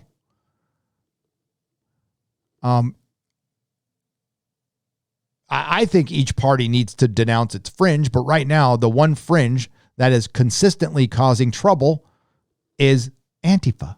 They are out there blocking roads. They're out there yelling at cops and trying to fucking gaslight cops and shit. You can protest and be against them and not like them. It's not like, I was ever their biggest fan, but I'm not going to go up to him and go, F you. I'm not going to go to a guy with a gun and start shit. I know it's one of those life lessons.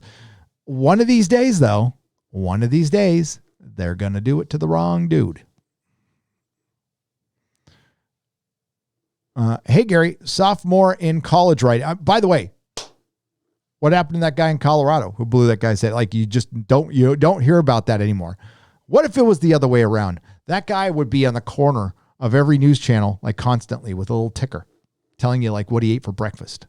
Reagan Diver for $10. Hey, Gary, sophomore in college right now. Everyone pretends to be woke to fit in. Every professor is a washed up flower child. Everything's closed virtual. Your videos help pass the time. Keep it up. Cheers. Fight the power. Don't give in. Keep an open mind. Don't give in to the indoctrination. Learn something by all means. But it is possible to not believe every word some tweed coat wearing with fucking messy hair, some guy who like just wants the 60s to be for fucking ever. They have a skewed point of view. They do. Tim Pool says the elites are gunning for a social reset. Your thoughts? Metalhead 10,000 for $10. Yes. Absolutely. I'm not going to go as far as to say all this was caused for that, but as Rahm Emanuel said, you don't let a good crisis go to waste. And they absolutely are going to take this opportunity to take away some of your freedoms because you don't deserve them because you voted for who you wanted to. And that cannot be allowed anymore. Not in a free country. The Invisible Man for $5. Have you heard In Deep Geek really look at Lord of the Rings commentary? Also, more Miracle Man talk. Love everything you do. Sure. Absolutely. Thank you. I have not, but I'll check it out. CW has revealed the new Batwoman costume, the Afro hairstyle. What the fuck, says Nicholas Horton for £5. I saw that picture. Let's look at it real quick.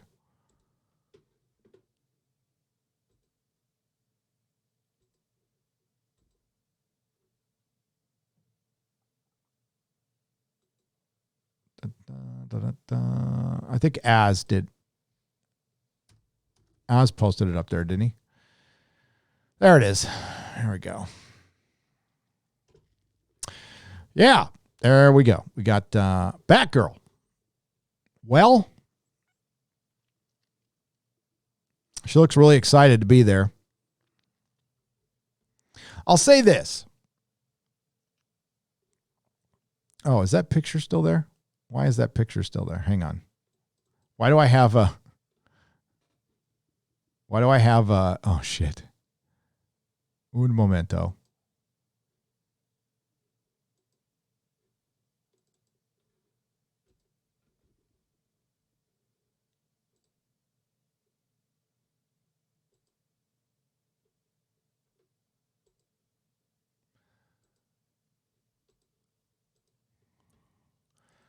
That's better. Okay.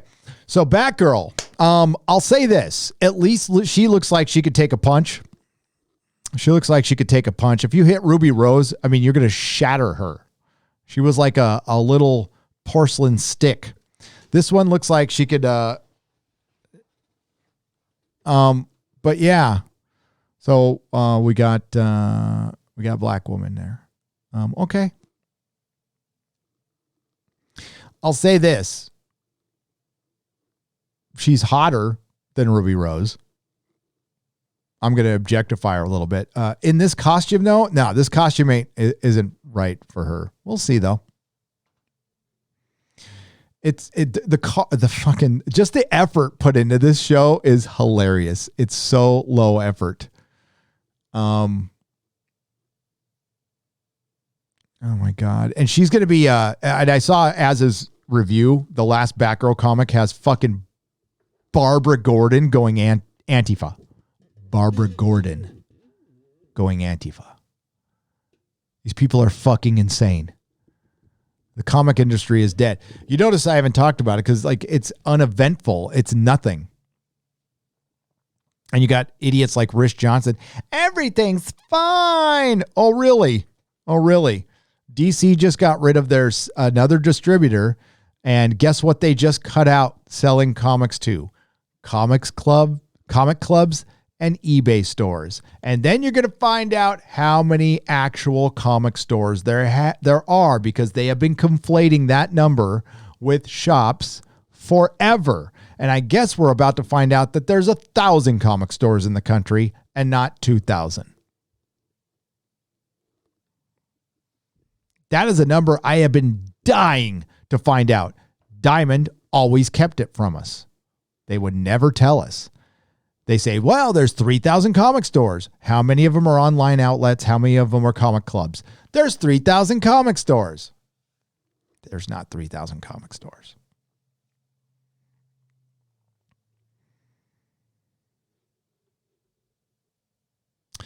So, yeah, we'll find out. Yeah, Batgirl. I'm looking forward to the EFAP reviews. Maybe I'll review it. I reviewed the last one, the first few episodes. I'll review this one. Why the fuck not? Why not?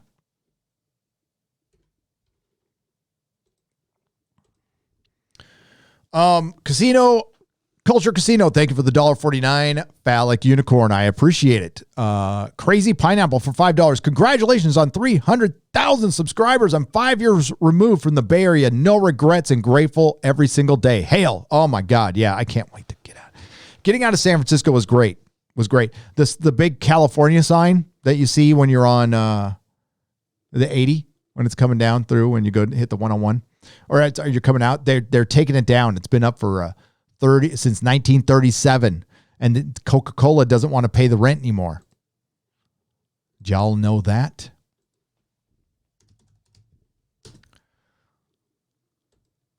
By the way, the website I'm about to show you on, one Best of the Bay. That's right, my comic shop. This right-wing anti-SJW won Best of the Bay in 2009 for best comic shop in the Bay Area. That's right.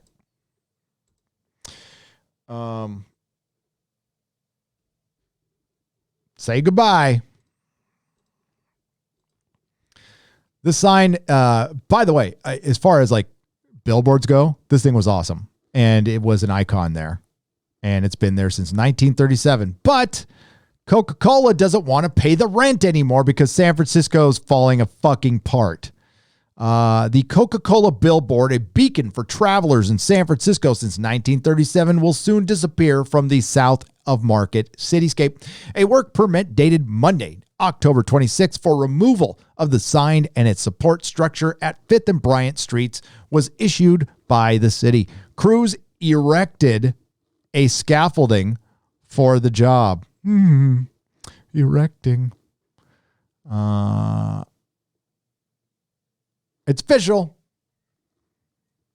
The Coca-Cola sign at the corner of 5th and Bryant Street is coming down. Coca-Cola no longer wants to pay the rent for the rooftop. So another iconic San Francisco landmark is coming down. Change is constant, but this is one I am going to miss. The sign has been there since 1937. Hoodlums have also recently graffitied the building, and there are homeless encampments under the freeway and along 5th Streets. The scaffolding was installed today, and they started taking down the sign on Monday.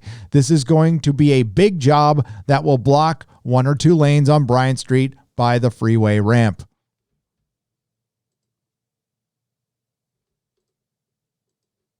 Can I click any of this? I can't click any of this. Screw that. So, yeah. That's it. That's it for another San Francisco icon. And then we got to talk about this too. We need to talk about this. What's that? Oh, that's asshole for medium. Yeah, okay. This is it.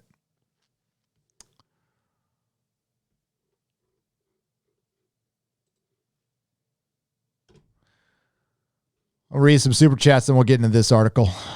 Thank you, Crazy Pineapple. Thank you, Culture Casino. Damajanai, what's up? What's up, brother? I met Damajanai in New York. He rides motorcycles. He's pretty cool. Very nice man. Very cool dude. Part of the Dark Council. Hail the Dark Council. Yo, bro, yeah, that new site is trash. Are you on it? Did they put you on it anywhere? I hope not, man. Because I know, Damaj, I know you're such a right winger. Just kidding. Check out the Dark Council. It is, I will, next time they go live, I'll put it on Twitter, but follow Damajani. It's DMAJINI. It took me about a year to say his name right. It's a great channel. Good guy. Modelicious for $2. I just discovered Longmire. Gunsmoke plus CSI. Yeah, Mrs. Nerdrotic loves that show. And it's got Katie Sackhoff. I have not watched it. Christy Ricardo for £2. Keep doing what you're doing, Gary. Oh, I plan to, unless Mama Susan pulls the plug, pops the zip, whatever you want to say. I'm going to stay here as long as you guys will have me. As long as you guys will have me. But yeah, Nerdrotic clip channel. I don't have a name for it yet. But it's probably going to be Nerdrotic Daily. And I'll show you guys the new logo real quick. Let's go here. See, one of these days, we're going to get the producer trained up to be like, so I don't have to pull up anything and I can just go, boom, it'll be ready. That's something I want to be able to do. That's not going to happen anytime soon, though. Just so you know. There you go. That's what it looks like. That is the new channel. All right. James Bond film No Time to Die explored $600 million sale to streaming services. Okay. So there's some contradiction going on in this article. And I've recorded a video for this, and I don't know if I'm going to put it on the main channel or somewhere else because I want to put my transparency video up first. Or maybe I'll just do both. It's been a long time since I dropped 2 videos in one day. Maybe it'll happen. I think I've only put up 3 videos this month, so I need to at least do 5. So you're going to get a couple no matter what by the end of the week. Again, EVS, Friday Night Tights, costumes. It's the day before my wedding anniversary. It's going to be fun. It's going to be fun. Maybe we'll bring on Mrs. Nerdrotic for a little bit. Variety is reporting this. So this isn't some bullshit rumor. They wanted to sell Bond to a streaming service. And you know what the streaming service did? They laughed. Does that sound familiar? Well, it should. You want to know why it should sound familiar? Because somebody laughed when they were asked if they were going to buy movie theaters. Remember that? I'm sure you do. That's right. Warner Brothers and Universal bosses say no to movie theater buyouts in the works. But we're rooting for you. Donna Langley, chairman of Universal Filmed Entertainment Group, and Ann Sarnoff, chairman and CEO of Warner Brothers, and this had the same reaction Thursday when asked if their companies would had any interest in buying movie theaters. They laughed. They laughed. And then the streaming services laughed. So let's go down the chain of events. Some movie theaters have been open this whole fucking time. They've had blockbusters. They could have released them in some of the open movie theaters. Hollywood, this is all Hollywood, by the way, could have made some money. They wouldn't have made all their money back, but they would have made some money. Hollywood decided to delay all those blockbusters because they knew you and I, the American hardworking taxpayer, would cover their ass. And now it looks like they were just hedging their motherfucking bets. They were going to abandon the theaters anyway. And they just wanted you and I to cover the 365 days plus the theaters will be closed so they can maximize their profits, talk shit about this country, push a bunch of woke fucking bullshit out there, get fucking naked and tell us how to fucking vote, root on all the divisiveness and the rioting and the looting from their mansions that they feel imprisoned in, and they were going to fucking abandon the movie theaters anyway. That was the pop you heard. The blockbuster bubble has burst. And I honestly don't know why Robert Meyer Burnett didn't bring this up. Maybe because he doesn't want to. Maybe he doesn't see it this way. But I do. The blockbuster just got devalued overnight with one rumor. I don't know if Hollywood, these are really, they got to be smart people. They deal with more money than I'll ever see in my lifetime in just one day. Fucking Hollywood producers snorting coke, what I'll make in my lifetime. But they can't think 2 fucking steps ahead. Now they'll go, this is bullshit. And listen, I'm just a fucking idiot who's been kicked out of 3 high schools. But a blockbuster's value is based on its potential to make money in a movie theater. If the movie theaters don't exist, then it's not a potential billion-dollar movie anymore. You want to know why? Because streaming services don't release numbers. We don't know what's a hit or not. We take their word for it. I think we can figure it out. Like Stranger Things is a hit because your friends will talk about it. You hear other people talking about it. Star Trek Discovery isn't a fucking hit because outside of a few idiots on Twitter, I'm sorry, people with bad taste, nobody talks about it. You don't run into somebody going, did you see Michael Burnham last night? She was amazing. No, nobody does that. Nobody fucking does that. So the value was in its potential. What we value it as. What you can make internationally by releasing it in movie theaters. Well, best case scenario at this point is only 2/3 of the movie theaters existing right now are gonna make it.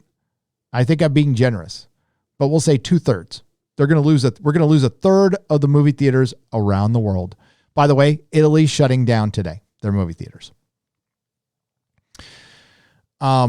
So if like Apple or Netflix bought Bond for $600 million, that would be very good news for Hollywood. Then there was value Blockbuster, and we could maybe use that as an option and maybe shift over to streaming, and maybe we can continue making these really bloated fucking movies and fill them with a bunch of woke bullshit, and people will just watch them. By the way, this isn't going to keep things from getting woke. This might actually be worse news. See, by releasing a movie in a theater, they are forced to see the numbers, and we are still in control. If they sell shit to streaming services, they can hide shit all day long, say it's fucking popular, and make the wokest shit they want to make. At least we still had a little control with our wallets. I mean, we still do with streaming, but everything's like a big old pot. It's done differently. So, Apple, Netflix, and other streaming services explored the possibility of acquiring No Time to Die. Okay, were they exploring the possibility, or was it No Time to Die explored $600 million sale to streaming services? Because those contradict each other, don't they? They do. The upcoming James Bond movie was originally slated to debut last April. The film's release has been postponed multiple times, with the Daniel Craig vehicle moving back to November before being pushed into 2021 as the number of COOF cases crept up. The MGM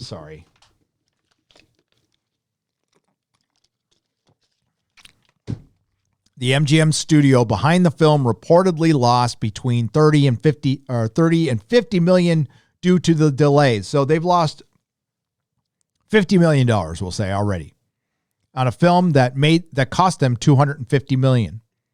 So they're already in the hole, $50 million. Insiders said Bloomberg first reported the discussions, which have been the topic du jour in Hollywood this week. Other studies, such as Paramount and Sony, have raked in tens of millions by selling movies like Greyhound, Coming to America, and Without Remorse to streaming services, while the exhibition sector continues to struggle during the COOF.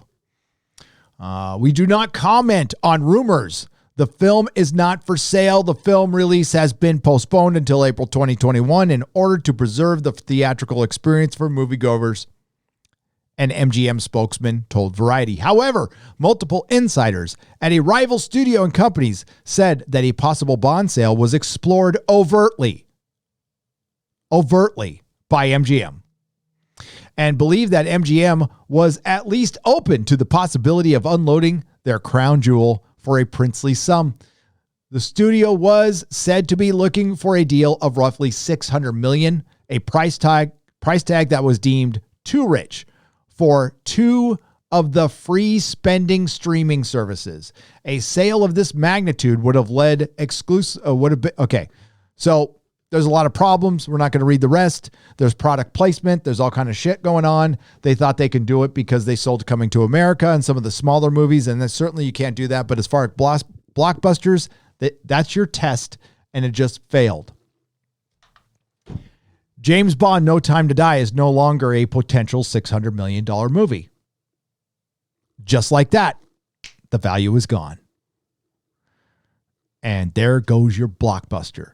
So do you think Hollywood is going to want to make $250 million movies anymore when there is no chance in hell they can get their money back? The answer is no, obviously. And this should have a lot of people in Hollywood worried. And this should, I know nobody out here is worried for Hollywood. I don't think we're feeling too sad for Hollywood right now.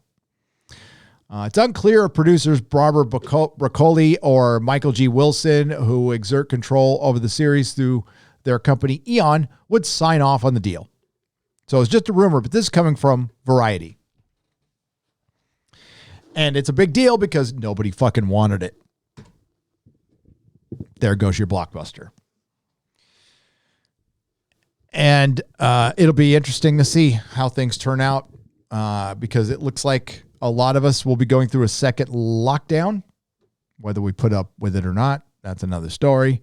But movie theaters aren't opening anytime soon.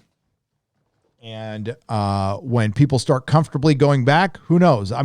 If they open up all the theaters, 3 months, it'll take 3 months for people to feel comfortable. We have a lot of movies coming out next year. Are we going to be able to see them? I don't know. I don't fucking know. But No Time to Me Too is probably going to be woke garbage. And that's the other question.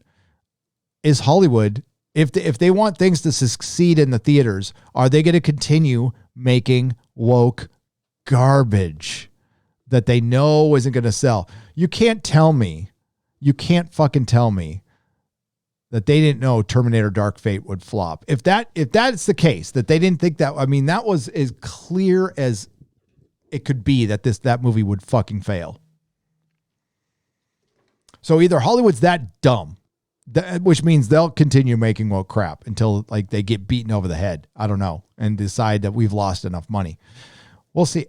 As far as No Time to Me Too and James Bond staying in his lane, does anybody like care about James Bond anymore? I do. The last couple of movies have been very average and boring. Casino Royale was fucking genius, but it's all been downhill from there. And if they make it woke, I mean, that'll just, it'd be just another franchise gone. Another franchise gone. Please don't change anything about your channel. Big Daddy MRI for $2. I won't. No. Everything's staying the same here. We're just going to do some more somewhere else. But it's not going to take away. It wouldn't, like there's certain videos that that I'm going to do on this channel, and this channel will always be the priority. That's going to be for like, there's a lot of stuff I'd like to talk about that I can't get to in live streams. And plus I want a clips channel for my live streams. I mean, each of my live streams is about 4 or 5 of somebody's videos. I could just stop doing live streams and make 4 or 5 videos a day, be the kind of the same, but I like doing live streams.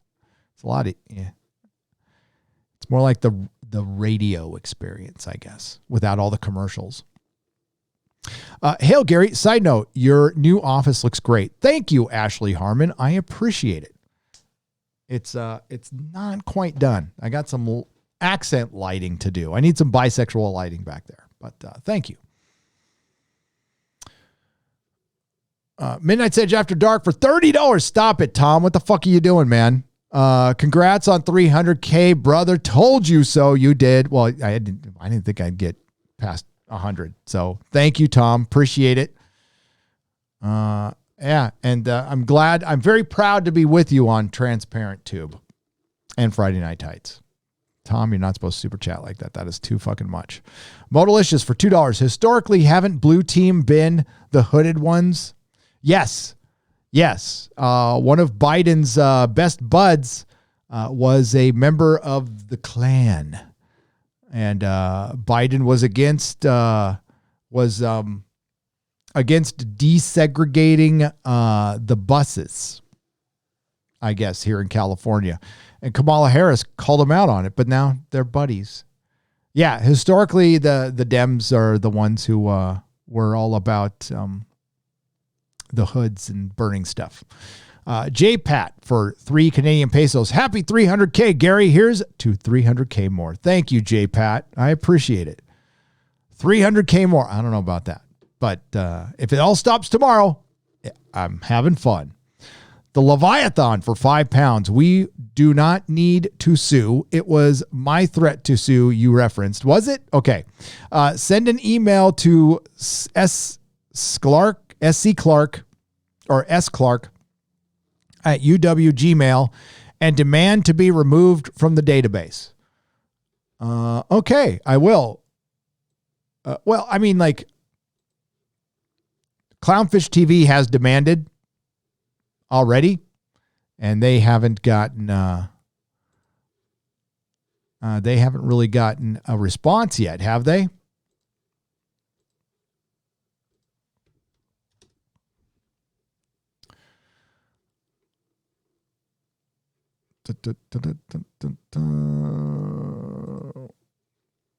But who I don't know, man.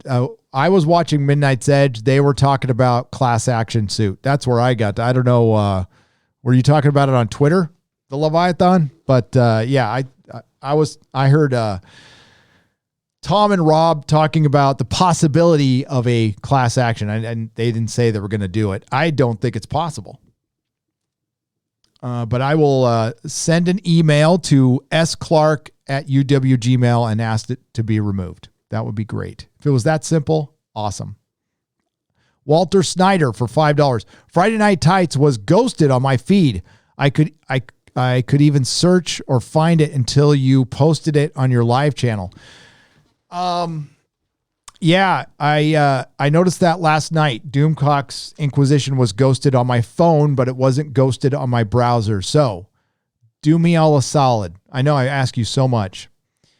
If you see Friday Night Tights ghosted again, please screen cap it for me and email Gary@nerdrotic.com, because the ghosting of streams has been going on since the coof started. I have tried repeatedly to get to YouTube to get an answer on this. It keeps happening. So now I'm just going to make a video on it. Do what everybody else does. Just going to make a video on it saying I'm being banned by YouTube. I'm being shadow banned by YouTube, and see if we'll get a response. Bobby Lane, welcome to the Jaloja level. I appreciate it. I mean, if it happens once in a while, it might be the algorithm thing, but it's happening constantly, and that's the third time I've heard that about Friday Night Tights. Don Fletcher, thank you for the $20 donation. I appreciate it. Bless you. Bamagrad for $5. Hail, Gary. Care package was delivered and waiting for you to pick up. Enjoy. Oh, thank you. I will go down to the P.O. box today because I can get some Pete's. I am fasting currently right now, and you want to see what my breakfast looks like? This is my meals. Uh-oh. Mrs. Nerdrotic, I'll get right back to you. Oh, my phone's about to die. Here, so let's get this. There you go. I got to make sure I don't show anything I'm not supposed to. But, yeah, that's my breakfast. Right there. 3 days, that's all I've had. And I am not going crazy yet. Don Fletcher, thank you for the $20. Bamagrad, thank you for the $5. Average channel for $14.99. I hope you're keeping well, Gary. I am doing very well. I hope you are keeping well. Thank you for the $14.99. Yeah, it sucks to leave and pick your family up and stuff, but I'm not like, down about any of this. I'm going to speak my mind.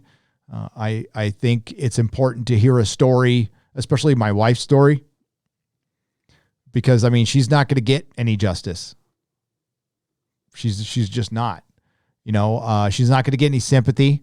I've already seen some of the comments, not going to repeat them. Some of the people telling us to get the fuck out, and it's just another white woman, whatever, that kind of bullshit. I just ignore. We've gotten a ton of support, so I thank you for that. But we're not going to play the victim. We would have liked the opportunity to reopen and survive on our own. We don't want to take any handouts. Very much against handouts. There's nothing wrong with taking one if you need one. Okay. By the way, if you need one, if you're down, when I went to rehab, I had to take general assistance, something you had to pay back in San Diego. And yeah, I had to take it because I had nothing. And that's fine, if it helps you get back on your feet. But, we did what we could, and we know a bunch of you cannot. So, I think if you don't say anything, nothing changes. It's the same shit with the Phantom Menace. You have to say something if you want to change something. And you can't just go off and be quiet if you get fucked over. Say so. You get fucked over, say something, for Christ's sake. Don't go quietly at all. But there's a point where you go, okay, I'm going to tell this story. I'm going to, right now, you got the LA Times writing fluff pieces about fucking London Breed. Fluff pieces. She didn't do anything. She is the model mayor. She did nothing. And we have no idea if less people died because the numbers have always been low in San Francisco. And it's not like we were all trapped inside our houses. Plenty of people were walking around. The buses were running. The fucking subways were running. So maybe, just maybe, it was a different strain there. Who fucking knows? I have no idea, but the numbers were always low, which means you should have opened up sooner. But notice that they're just starting to open stuff up when it gets really close to the election. That's a fucking coincidence, isn't it? Not like San Franciscans voting is going to matter. Like they're all going to blindly vote for one party anyway.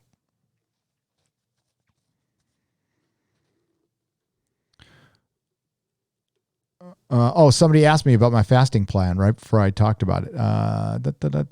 Where'd it go?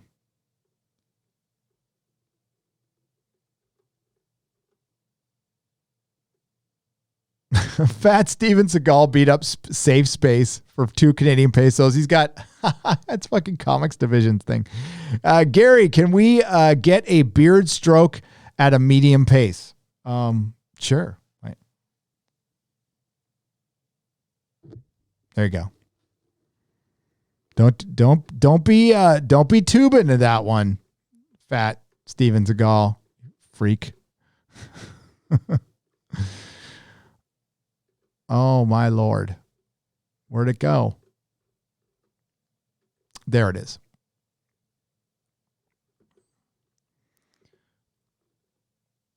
What is your fasting plan? Do you exercise a lot? Brian Lewandowski for $2. Yes. I go to the gym once or twice a day. And my fasting plan is called Restore Core. You can find it, search Amazon and Nerdrotic, and you'll hit my Amazon page. And there's a thing called, or just go to Amazon and look for Restore Core, the 14-day one. It's very expensive. Okay. It's like $300.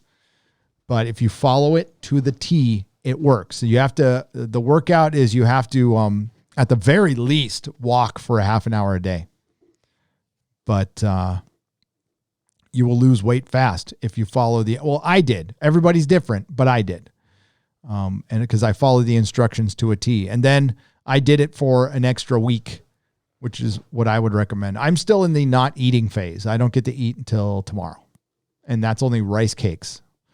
I'm doing this not to lose weight. I'm doing it to cleanse. I was eating too much salt and shit. You guys are bored of that shit. You don't want to hear it. Venom Snake for $2.99 Australian. They want to scare us out of our rights. Venom Snake, you're right. That's what they are doing. They are dividing us and scaring the shit out of us. So we become good little good little children, and we behave. I don't fucking behave very well. And I'm guessing a lot of you don't either. Hail to you and your family, and thank you for being so supportive to us smaller YouTubes. You're not smaller. Truthy Magoo for $5. You're up and coming, dude. I'm small. If you look at it that way, I mean, like compared to 100 million subs. No, we're up and coming. You have your own thing. You're getting, you got traction. Just keep at it. Razor Tune for 50 Swedish krona. Hi, Gary. Love your resistance towards the woke. Do you like retro 2D platform?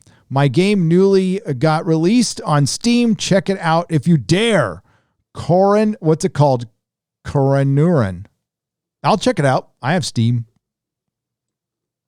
I'm not the biggest gamer in the world, but I'll try it if somebody asks. I will certainly do that. All right. I've got it noted down. Thank you. Concentration camp in Brisbane, Australia, for Australian $7.99. I denounce white supremacy. I denounce this a-hole Australian. Sadly, this is what Australia has turned into. I am disgusted. Australia has fucking, dude, you have the crocodile hunter, Crocodile Dundee. You got some fucking badasses down there, and you got some little soy freaking self-coupling dude with a innie for a fucking Johnson, straight up being the Karen of YouTube, snitching us all out, putting us in categories that's easy. It makes it easier to censor. They're censorship badges. That's exactly what the fuck they are. Now, I don't blame all Australians, though. I don't. Here, I'll show you what the guy, he's got a mask on, but here's the fucking tool. I mean, I could make an arbitrary group of potential pedos, put him on it. Wonder how much you'd like that.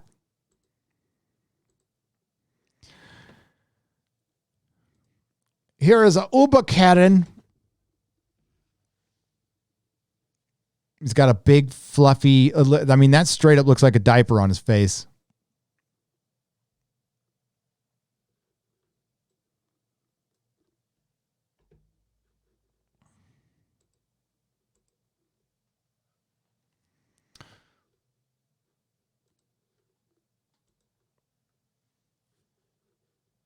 Ubakarin. Oh, I want to bring the chat back. Sorry. All right.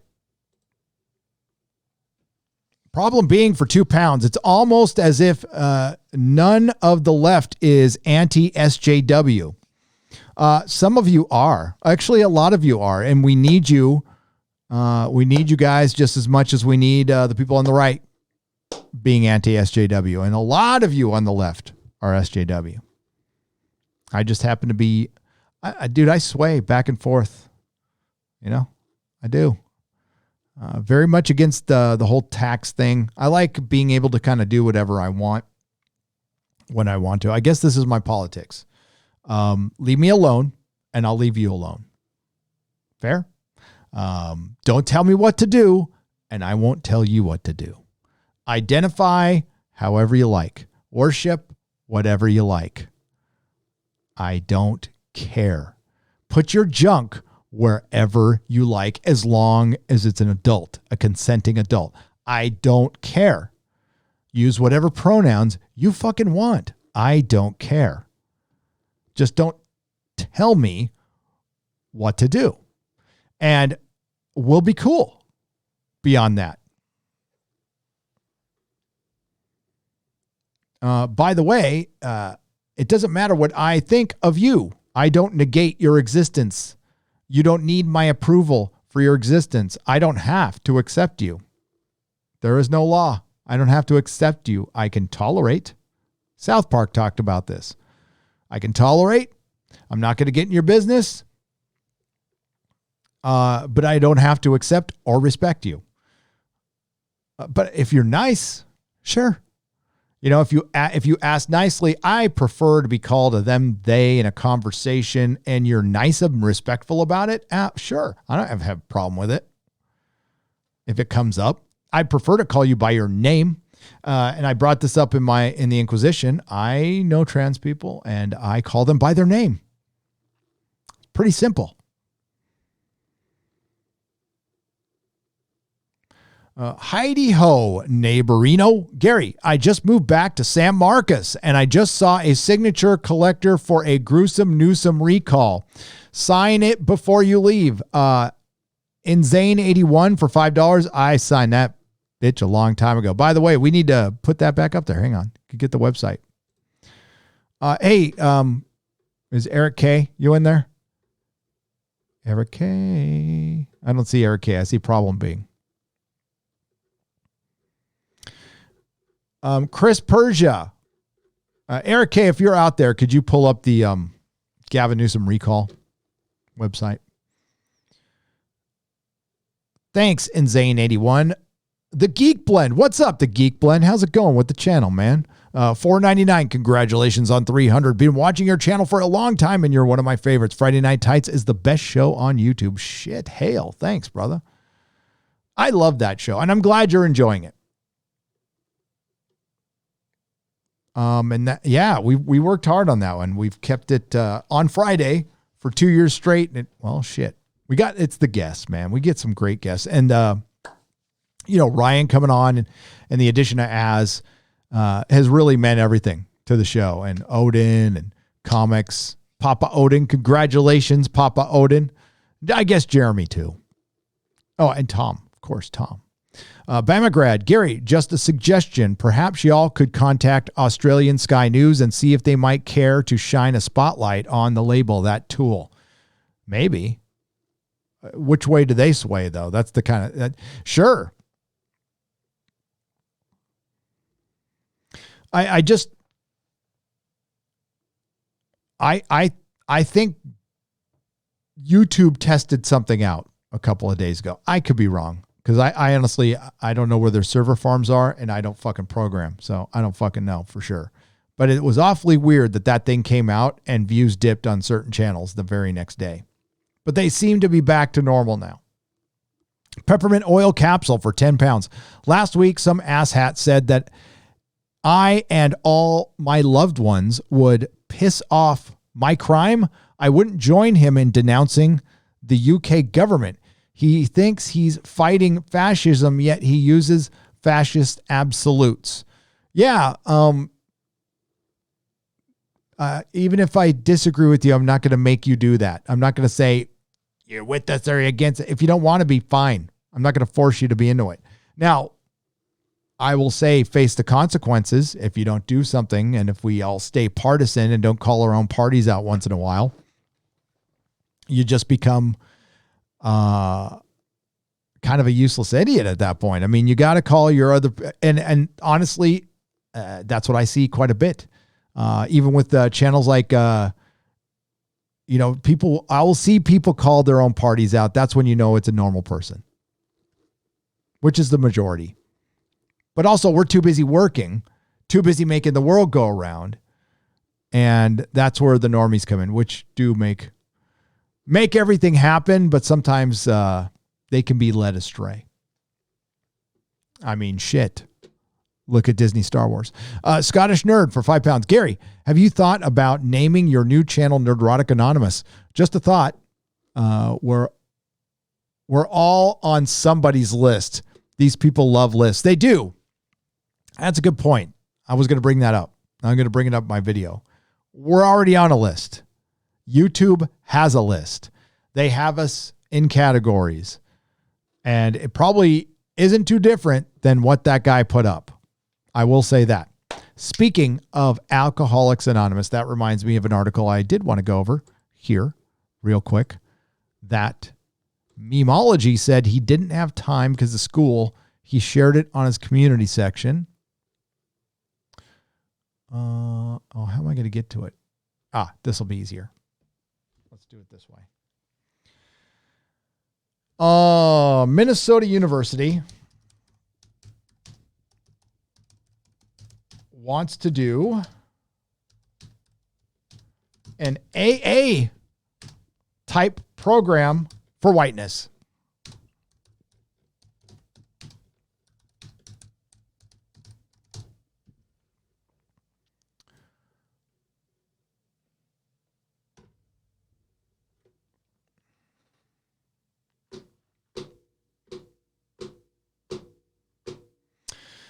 For one, let's read it.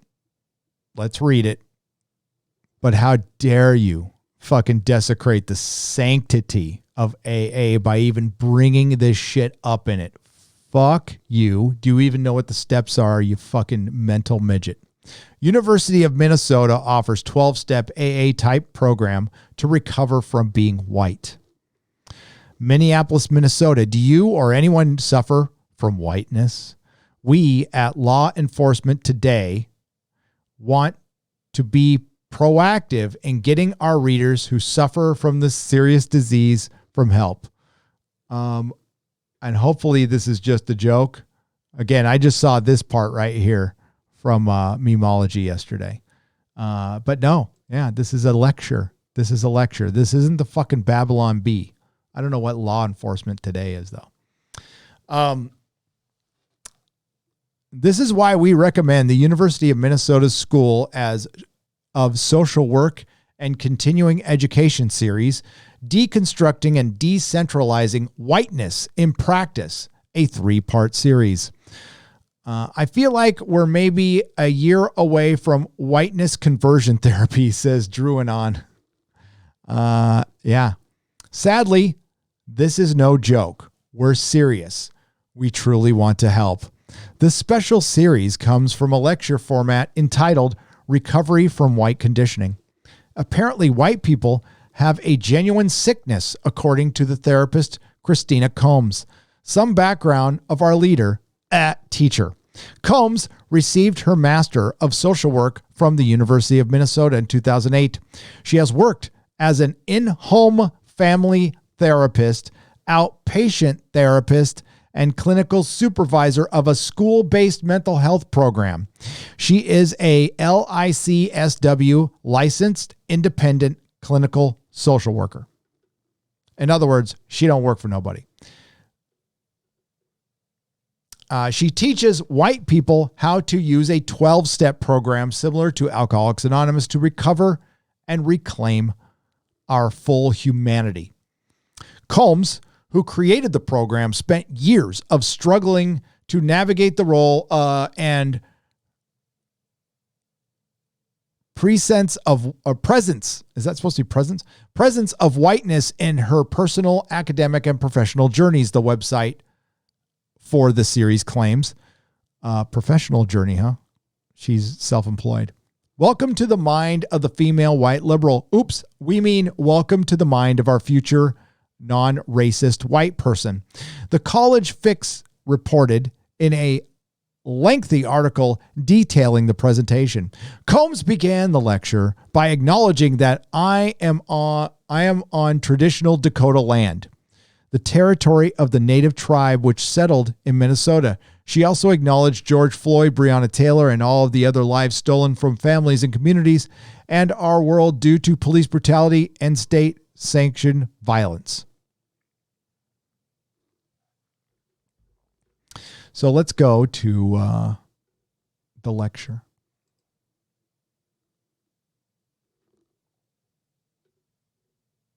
This is the University of Minnesota, folks. This is not a motherfucking joke. Part 1, recovery from white conditioning. Building anti-black practices and community. I don't want to build that. Why would I want to build that?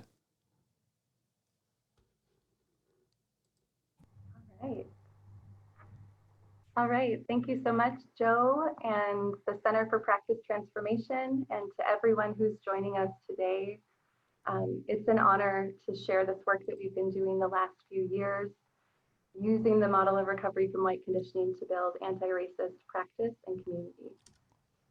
And so I want to begin by acknowledging that as I sit here today, I am on traditional Dakota land, and acknowledging that is one step to show respect, to affirm Indigenous sovereignty, and to stop the erasure of Indigenous people, history, and culture as we move toward more fully honoring the truth, which is so much the hope and commitment of this model. I also want to lift up and acknowledge George Floyd, Breonna Taylor, and all of the other lives stolen from families and communities and our world due to police brutality and state-sanctioned violence. Alongside also an acknowledgement Oh my and God. lifting up of the Black Lives Matter movement. Hang and on, other this thing is community long. efforts. Let's. Okay. To me, that echoes also of what Dr. Ken Hardy says, that the farthest distance for white people to travel is often from our heads to our hearts. Did you hear that?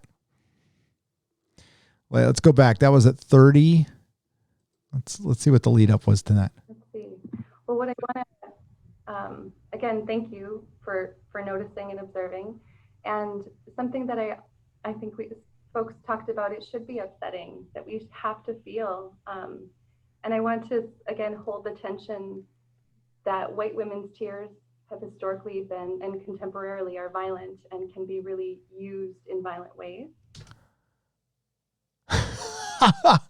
Oh my God, this stream might go forever. I might have to go over this whole fucking thing.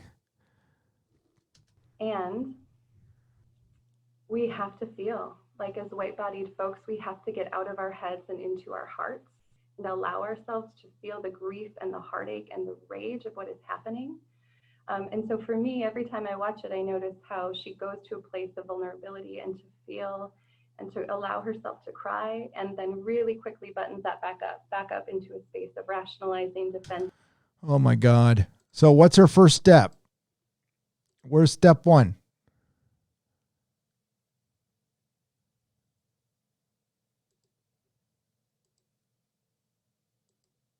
What's this 12-step model?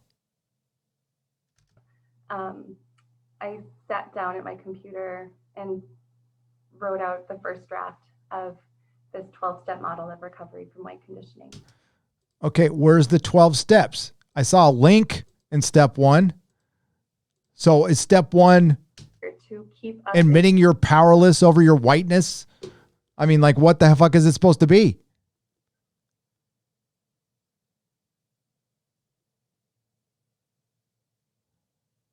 Oh, so yeah, okay, so she did rip off the fucking steps.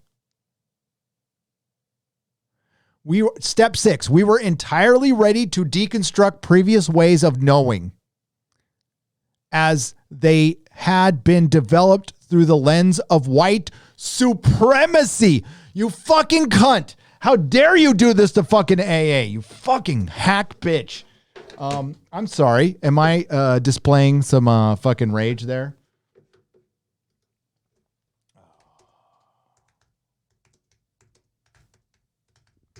This is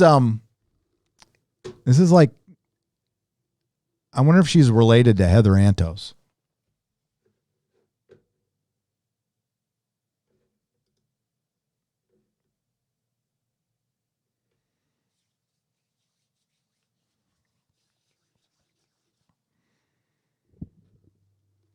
I want to have them up so I read them correctly and I don't paraphrase any of my beloved 12 steps. So step 6 is we're entirely ready to have God remove all of these defects of character. This is after step 5 in AA, which is admitted to God, to ourselves, and to another human being, the exact nature of our wrongs. It's about taking responsibility. Taking the steps of AA is about, like, understanding that you're a fucking alcoholic, understanding that you have no power over that shit and you got to turn it over to a higher power, God, whatever you want it to be.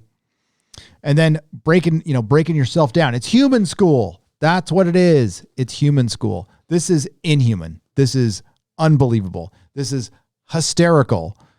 And she monetized it though. So clever girl. But holy shit. I should almost save that for Friday Night Tights. I think I need the lads on this one because that is some unbelievable shit.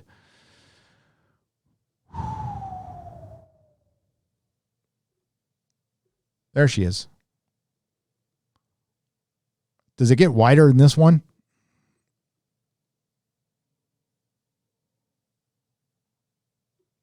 In 2015, how old is she? 10? Oh, she graduated in 2008, so she had trouble finding a job because she's crazy. So she's worked for herself as a licensed whatever because she's crazy and probably not very good at her job. So she became a snake oil salesman, a shyster. In 2015, after years of struggling to navigate the role of and presence of whiteness in her personal, academic, and professional journeys, Christina developed the model of recovery from white conditioning. I have a suggestion. I'm not going to say it here, but you know what she needs.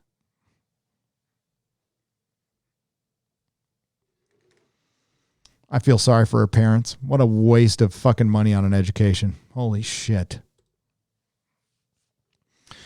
All right, enough of that. Gary, have you thought of, all right, I read that one. Greetings from the new Republic of Ireland, now occupied territory. People waking up, though. My channel, super political. Great show. Thank you. Thank you, Gran Torino, for £5. Yeah. Oh, my God. Alt-Shift-M for $5. They cheer for a weapon that could be used against them eventually. Yeah, they do. That's the thing. They have no understanding that they're fostering their own demise. Hey, a witch hunt just in time for Hallows Eve. That's right, Gerard Garvin. Thank you for the $5. That's true. That's true. Phoenix Tangent for $5. My favorite part of Transparency Tube, he is not transparent on the judgment criteria for either the algorithm or his own judgment, right? Yeah, he's proud of it. He's proud of it because, I don't know. I have no idea what goes through. It sounds to me like he doesn't get out very much. Like he's just not a people person. Michael Lamb for $5 Australian. Gary, I couldn't even finish episode 2 of Star Trek Discovery. Should I rewatch DS9 or Enterprise? DS9. And then Enterprise. But go for DS9 is much better. Crazy Cat Guy, thank you for the $5. You're doing a good job too. I appreciate it. All Metal Mike for $5. Love your show and was laughing my head off during Friday Night Tights. Thank you. Thank you. We tried. Yeah, Kurtz Metzger killed it, dude. He was great. Mr. Samuel Platinum for $2. Did you and DC do an Inquisition? We did last night. It was half ghosted. He hasn't re-uploaded it yet on the Harvey Zone, but I'm sure he will. I can give you the link is still live. You can go to my Twitter page, and the link is still live. He just unlisted it. It's not private, so you can watch it. Rebel Squadron for $5. Congratulations on 300,000 subscribers. You've earned it, my man. Thank you. I appreciate it. Ram Bam 3000 for £1.49. Thank you for the phallic unicorn. And Rebel Squadron, guys, it's been a while since I've seen you. So yeah, it's crazy. It's crazy, but it's fun. Metal Dragoner for $5. In the early 90s, Cali's problems came from the end of the Cold War and all the military contracts ending. Its problems now come from failed leadership. Oh, dude, the 90s problems was they're nowhere near. I don't know why he brought it up. It was 30 years ago. We've had like 5 other problems since then. No, California's problems are one party leadership, and that party never being called out for not doing anything. Black community, Latino community, homeless community. My fellow drug addicts out there. I'm a recovering one, but we're all addicts. Are things better? Did things get better in the state of California? The economy got better, but and I'm talking specifically about the people who promised you things would get better. Did they come through on those promises, or do they keep blaming Washington and then getting reelected by blaming Washington, not doing anything, promising they'll do something, but then it's Washington's fault when they don't come through on their promises? That's fucking the California way. California seems like a place where the vices of the very poor and the very rich are rewarded and the virtues of the middle class are punished. Yeah, the middle class is demonized. We're demonized because they know how we vote. They know how, which is, can actually be, it's centrist. And they need us for the tax well, because that's where they get all the tax monies, from the middle class. But a lot of people in the middle class don't vote either. And they don't pay attention to what's going on, and they don't want to do the work necessary. That's why the fucking mainstream media is able to get away with what they get. They make things very flashy and easy for us to digest, and it's all bullshit now. So I don't know. I hopefully people, I know you guys are, and hopefully everyone starts to take more time to really get into what's, well, for one, it's very hard to find the news without a slant. And everybody's got their slant, but I don't have an answer right now. I know the mainstream media is not the answer. XNell $4.93 for $5. Congratulations, Gary. You deserve it, man. Thank you. I appreciate it. American dealt with smallpox, polio. We survived. Robert Morgan for $4.99. Yes. Dealt with Spanish flu too. We will survive. The vast majority of us are going to survive. But right now, closing things down isn't the answer anymore. It's not the answer anymore. Some people are not going to survive. You know what? Some people aren't going to survive who didn't have the coof. Maybe we should start racking up numbers of incidental deaths and things that have, you know what? You can probably put a lot of suicides on this. Yeah, and I don't want those numbers to go up. I really don't. Like I said before, they can't break out this little part that, you know, they got their pie chart that they come out with that'll fucking scare you for a little while and keep everybody locked up. And man, it works on a lot of people. I mean, like, based on the science that we have heard, I'm not saying anything untrue.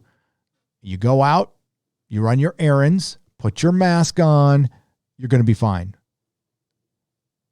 You're going to be fine. There's a very, very, very good chance you're going to be fine. Like a 99% chance you're going to be fine.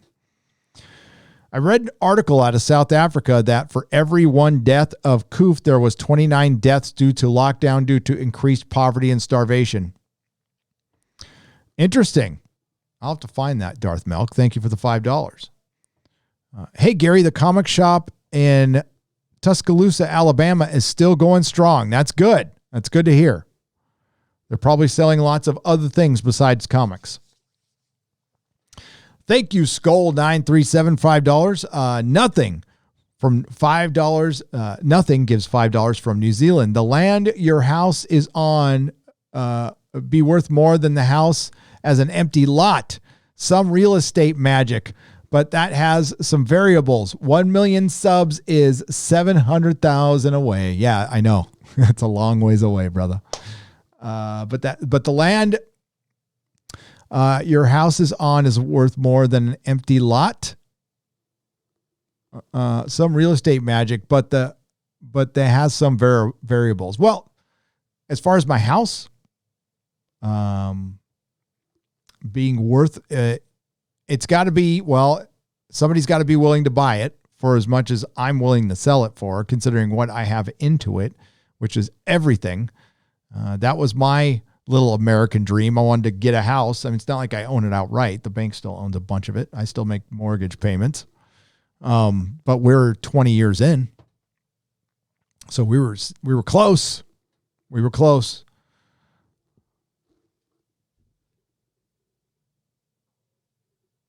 Russell Hall, FYI, I saw the dark side of the Hunter laptop and it had nothing to do with crack or foot stuff. There's a picture of a... What? There's a picture of a girl tied up and being auctioned? Yeah, I do not want to... Just like somebody, if somebody has seen it and wants to write me a summary, I don't know if I want to watch that. I honestly don't know if I want to watch that. If that's the case, I mean, listen, it's, yeah, we can't even talk about that shit. There's one thing to have sympathy for another addict for being addicted to crack. And there's a whole other thing. Remember when I said, I was talking about like when I was getting high and stuff, it's not like I had control somewhat. It erodes your judgment, makes you do some fucking horrible things, but there were lines, no matter how high I was, I would never cross. I guess those get blurred easier for some people, but not for me. Like there's certain crazy shit I did, but there was certain shit I would never fucking do. I would never kill somebody. I would really go out of my way unless somebody hit me first. I wouldn't try to hurt anybody. I was just getting high and having fun. But that is some dark shit. That is dark. Hail Gary just started reading Lord of the Rings and holy crap, Frodo was 50 when he started his journey. Yes. Mr. Clark for $50. That's the one thing they kind of breeze past in the movie is there is 17 years between, Bilbo's birthday and Frodo embarking on his journey. And that's how long Gandalf is gone. Now, Gandalf comes back and checks in on him, right? But he'll come in the middle of the night, so Gandalf thinks something's up with the ring. Once he saw Bilbo do his thing during his birthday. And Gandalf is like, there's something up with that ring. We got to figure it out. So he lets Bilbo go. He talks Bilbo into leaving the ring. He leaves the ring with Frodo. And he tells Frodo to never put it on, like you guys saw. And then he embarks on trying to figure out what the fuck's up behind the ring. And he wants to talk to Saruman, but he doesn't. He's like, something is keeping me from talking to him. So then he goes on his little journeys and he tries to follow Gollum. Because remember, they don't know. They know Gollum had it, but they don't know like how the ring got to Gollum, and they figured it out. And he talks to Aragorn, and he visits Frodo. But yeah, Frodo doesn't take off till he's 50. So hobbits don't come of age until they're 33. They live longer. Dwarves live like couple hundred years. Hobbits live like 130 years. But Bilbo was, the ring kept him from aging, and same with Frodo too.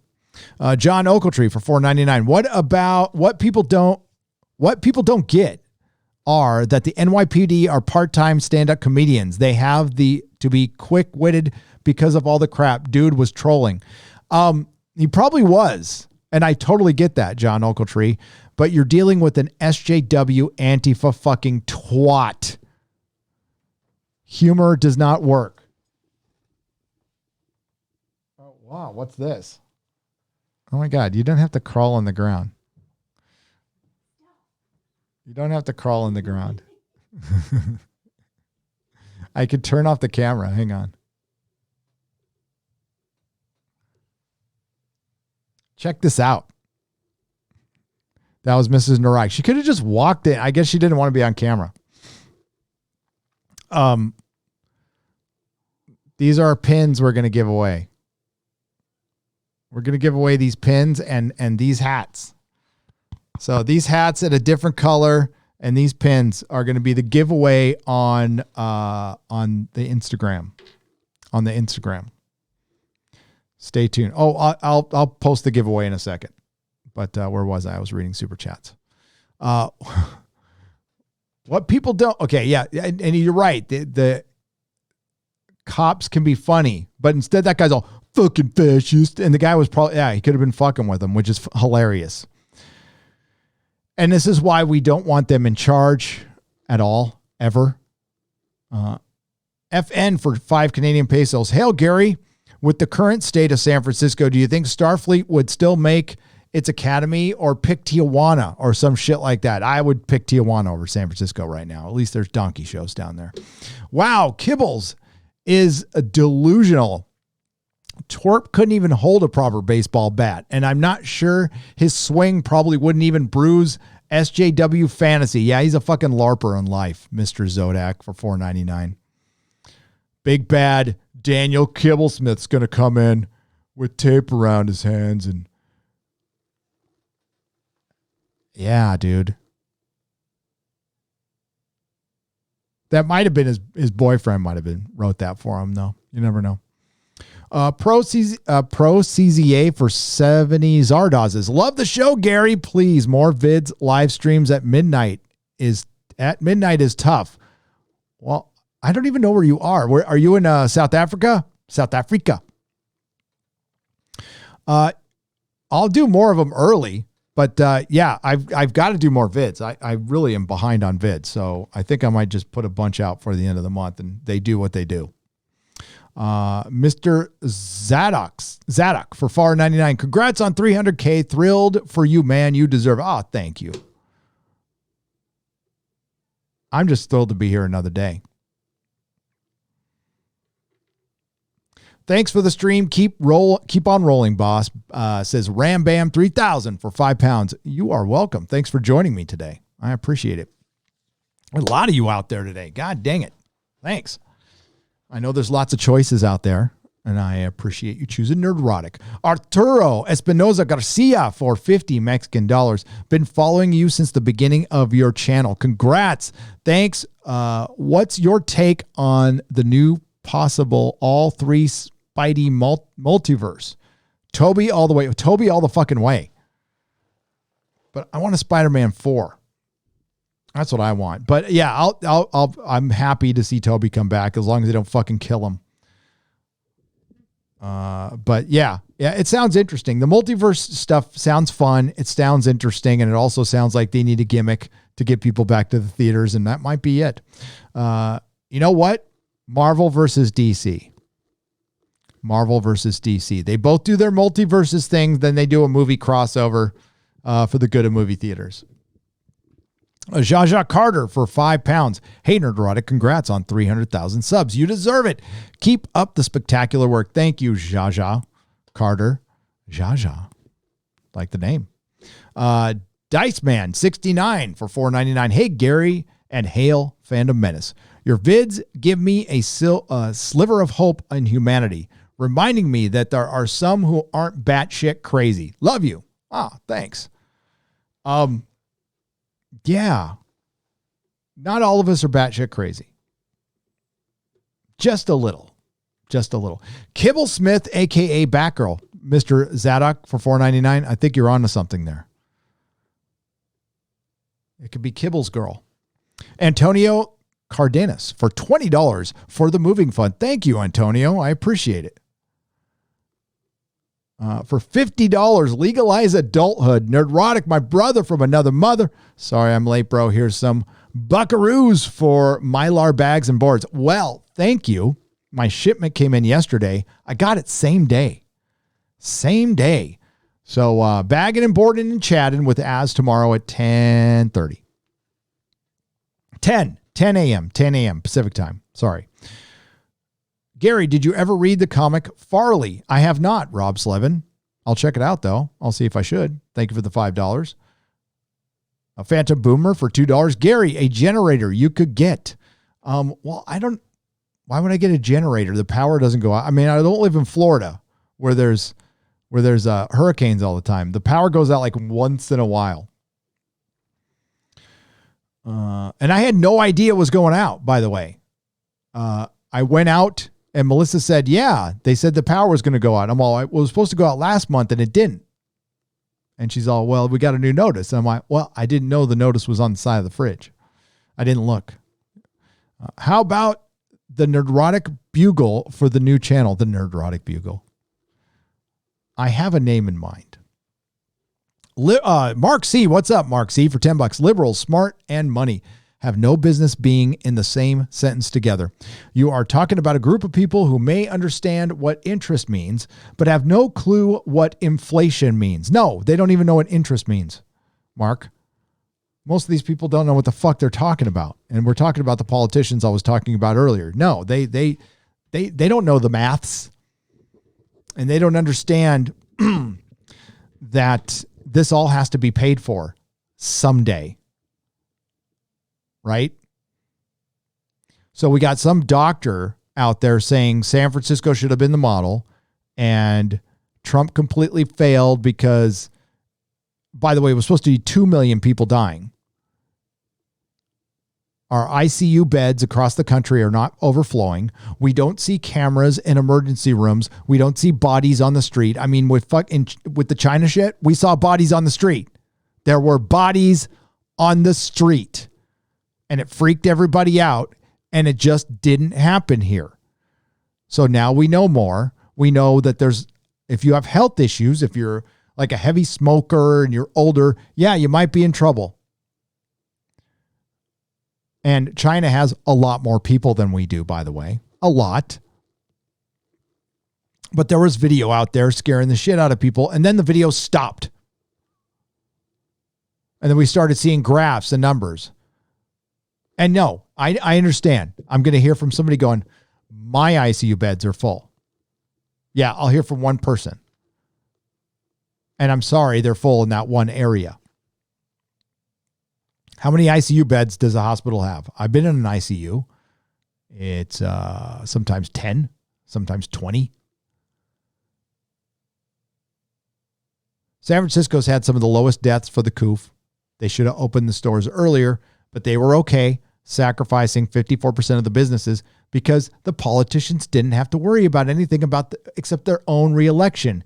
That article, I didn't read you the whole thing because it would just fucking enrage me. They don't bring up small business. Again, Gavin Newsom doesn't bring up small business. They're like, we saved lives. We don't know that. Maybe.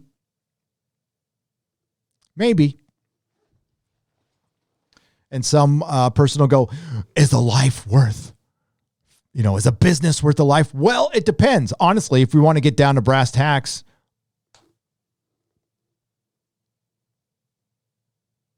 is the person older? Was the health ailing? I don't know.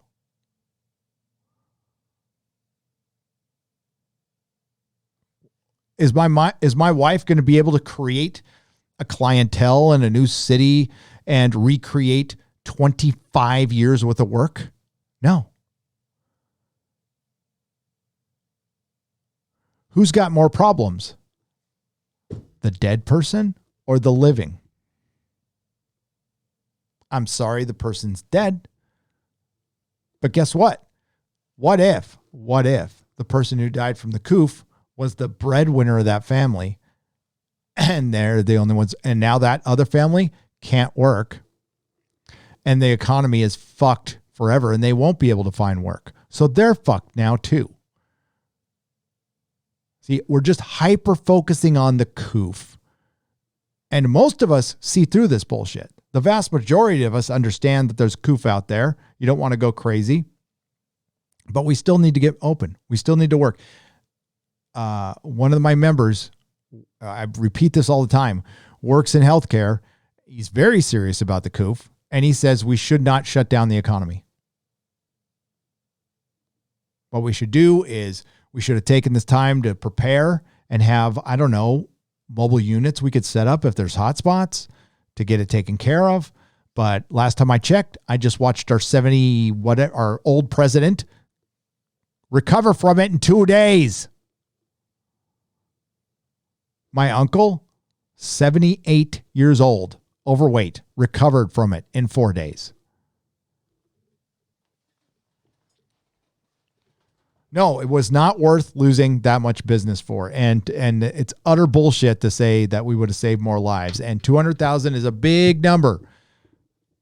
It's a big number. It is. It's like double what a flu does, right? Double, maybe triple.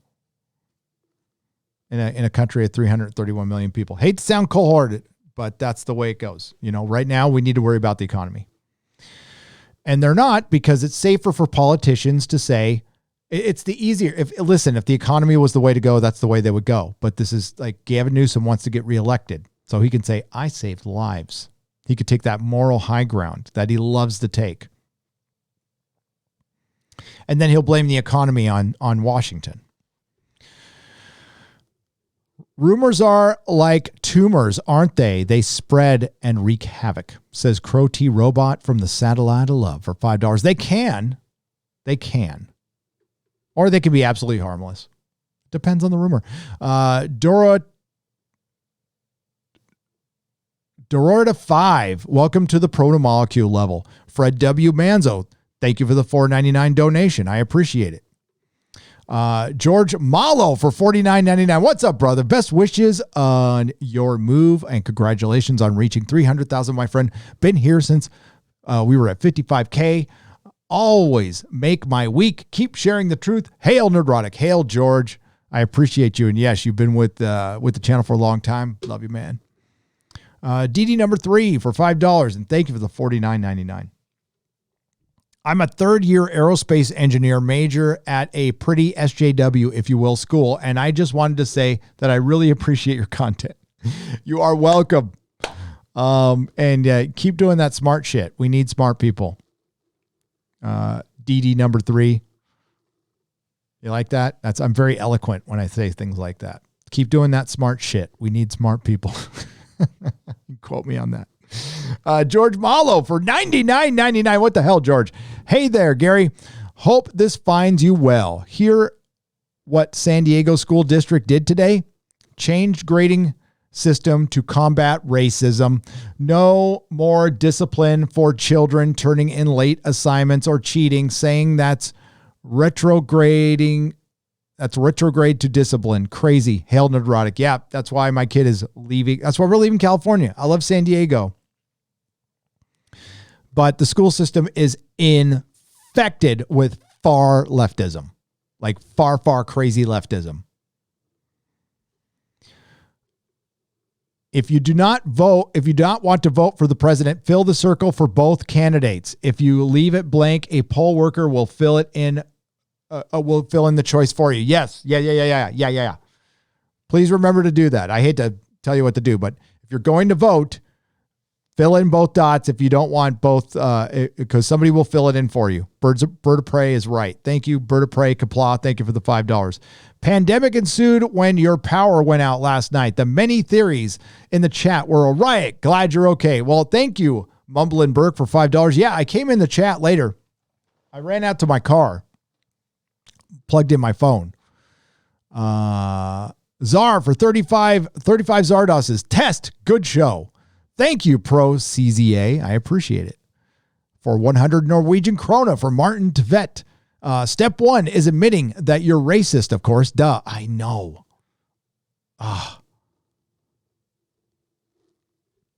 The disgruntled DM for $5. Well, now, I have a new person to pray for. Yes. I invoke the race card on this 12-step veto, says Ironcaster for $2. Yeah, desecrating the 12 steps like this. Like I'm not supposed to because it's really not part of my 12 steps. But right now I hate that bitch for fucking desecrating this. I'll find a way to forgive her. She does look kind of like when a boyfriend breaks up. She's like, but I can still call you, right? I'll find you.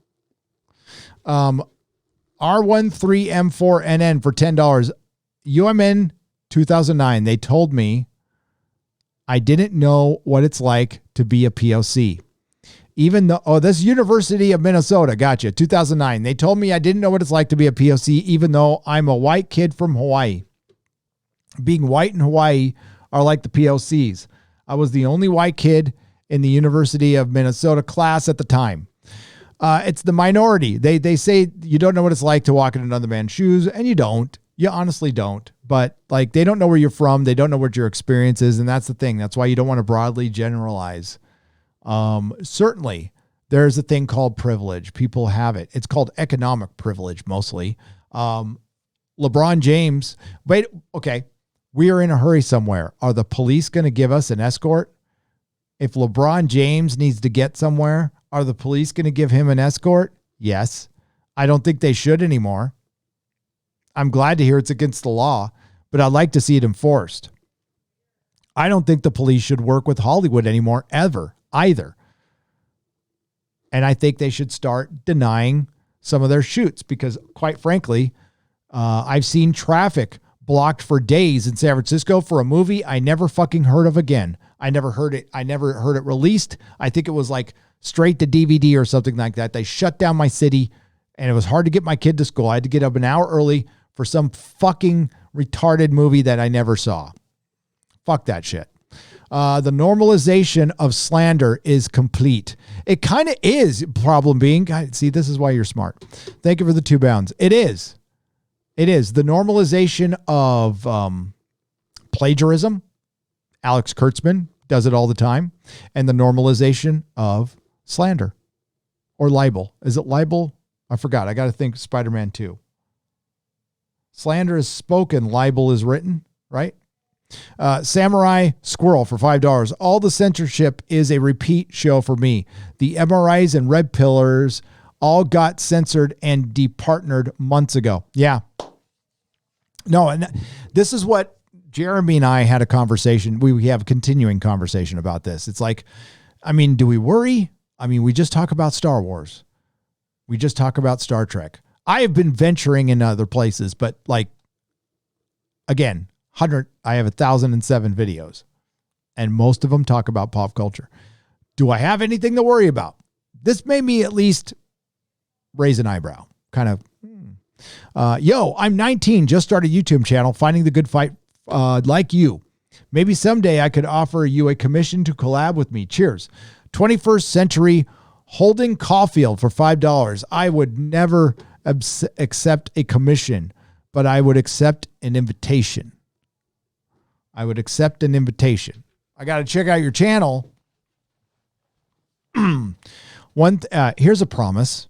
If you're doing a channel and you want me to come on, I can't promise I'll get on quick. I can't promise that I'll come on for sure, but I will promise you I'll never fucking charge you. No, just ask. Just ask. Cheers to the Highway 78 corridor. Phantom Boomer for $2. Yes, it's very very close to where I am right now. As usual, South Park got it right. The tolerance episode, we really need something like Rick and Morty or something new we haven't seen to make a point for this decade. Bobby Lane for $10. Yes. That was a great episode. Ash Shabs for 5 Canadian pesos. Hailed today and found my VHS copies of Dracula Dead and loving it, and Monster Squad. Gonna watch them again and recommend them if you haven't seen them. I've seen them. You got VHS. That's awesome. Jonathan Dolt for $5. It's bugging me that there has been no coverage of either of other candidates for presidents. No. Well, the libertarian one's a fucking moron. So yeah, ignore her. God, the Libertarian Party has got embarrassing. Fucking stop it.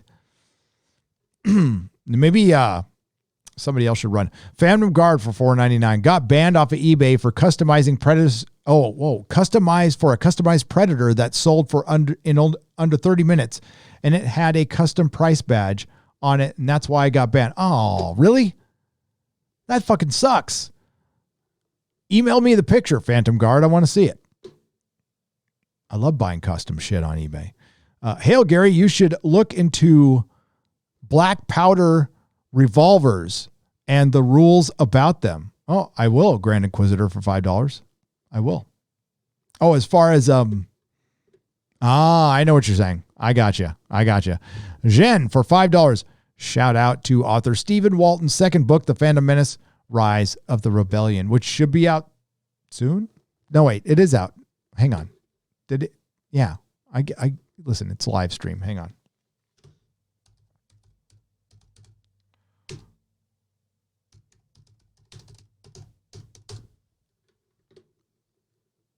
There it is.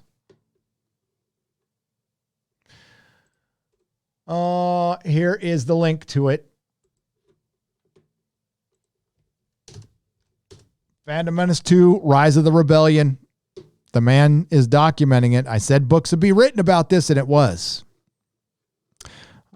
Thank you, Jen. I became a more vocal Republican. The second being apolitical wasn't good enough for SJWs. They created many of the new voices on the right. Deadwood Dale for $5. Yes. Being an independent leaves me free to vote however I like. And quite frankly, the local Democratic Party here has completely fucking lost me.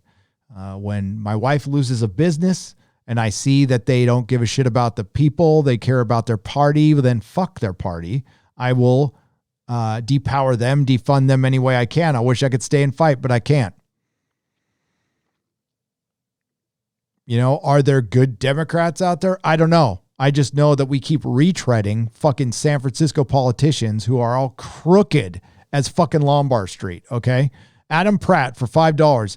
As a fellow Bay Area brother in arms, 707. So glad you and your family are able to get out of here in one piece. Keep up the awesome content. Thank you, Adam Pratt. I appreciate it. Hopefully you can get out of there. Hopefully you're in one of the nicer areas like, you know, Walnut Creek or something like that. All right. We're going to go back down. Theo Mobile, welcome to the Gandalf level. The disgruntled DM for $5.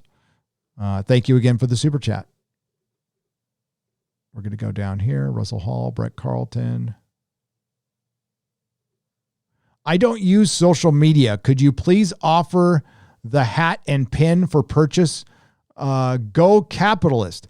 Yes, Brett Carlton for $5. What you need to do is you got email, right? So email me, Gary at nerdrotic.com, and I will forward it to Mrs. Nerdrotic. Okay? We'll take care of it. If you don't want to get on Instagram, I understand. Martin Sved for 50 Norwegian krona. We don't hate Biden Jr. for being an addict, but that doesn't mean people have to vote for his enabler dad. Exactly. No, and this goes beyond addict, though. Like when I first heard the story, I'm like, is he just a crackhead? If he's just a crackhead, then there's no story here. And I would recommend you stay away from it if it was just a crackhead. But this isn't just a crackhead. No, this is a compromised crackhead that was enabled by adults and manipulated. So it's not really about Biden Jr. I mean, except for his fucking disgusting actions, which he should be in jail for, in my opinion. It's about the enablers who knew what they were doing and the people around him. And this would be the biggest story of the fucking century if a Republican was doing this. And it should be either way, Republican or Democrat. The media has failed us all. And they're no longer useful. And I think we might be on our way of getting rid of them, which could be incredibly dangerous, by the way. But if it's just us, that's fine. I'm fine with that. If it's just us reporting and I got to go sift out and find some guy, like Tim Pool or something like that, I'm okay with that. Do I agree with everything Tim Pool says? No, I think he's very hyperbolic and he gets a little black pilly at times, but then he reels it back. Do I like him though? Yes. I trust him. I trust Tim Pool. I'm sure he would disagree with me. For the most part though, I think he's a fucking pro and he's great at what he does. Like without a doubt. Without a doubt. And I would talk to him in a second. I would love to have him on the show, but I'm sure a lot of people say that, Tim. Nathaniel Larson for $10. Finished reading 1984. Crazy how much it has in common with what is going on today, especially the short, fat men and the women of the party. Soy boys and Karens. Right. Nathaniel Larson for $10. Oh man, God, it's been a long time. I should read it. What is the best sci-fi series, any format available today? Ooh.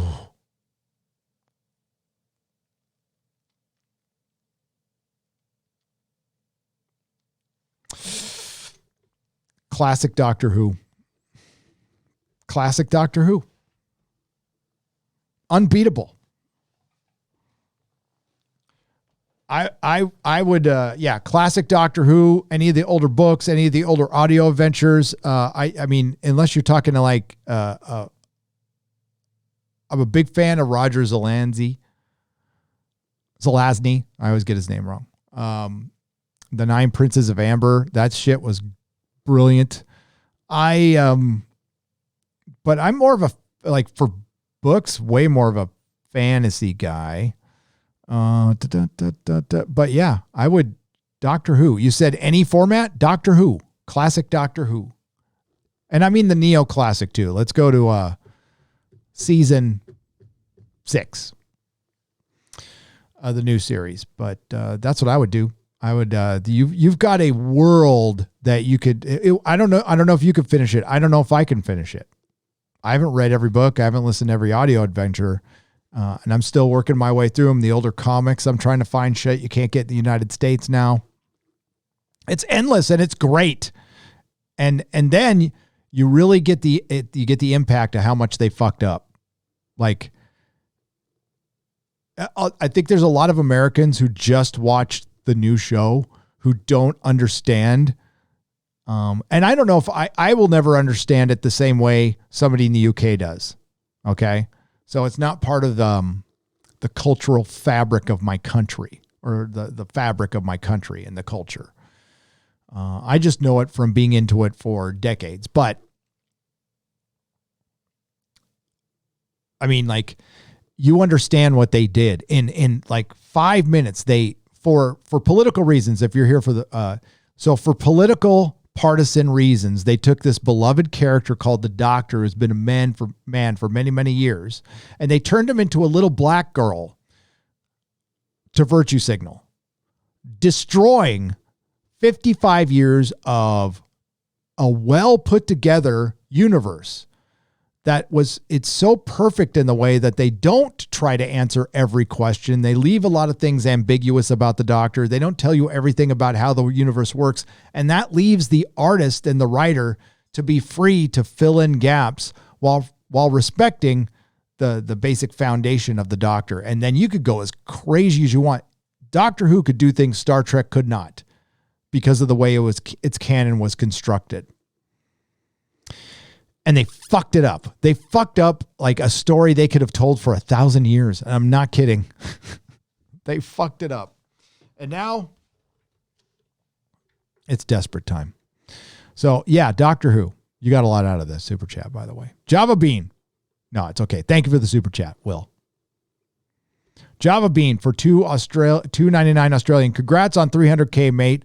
Do you have a Mego Fourth Doctor? I do not.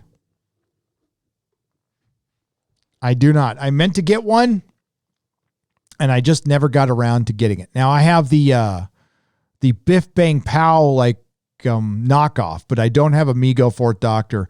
I had one in my cart for the longest time on eBay, and I was going to pull the trigger, but then I moved. So, I mean, eventually I'll get one. I know what's the Mego brand called over there? It is, I forgot what it's called. They call it something different, like Denny Fisher, right? Denny Fisher? Yes.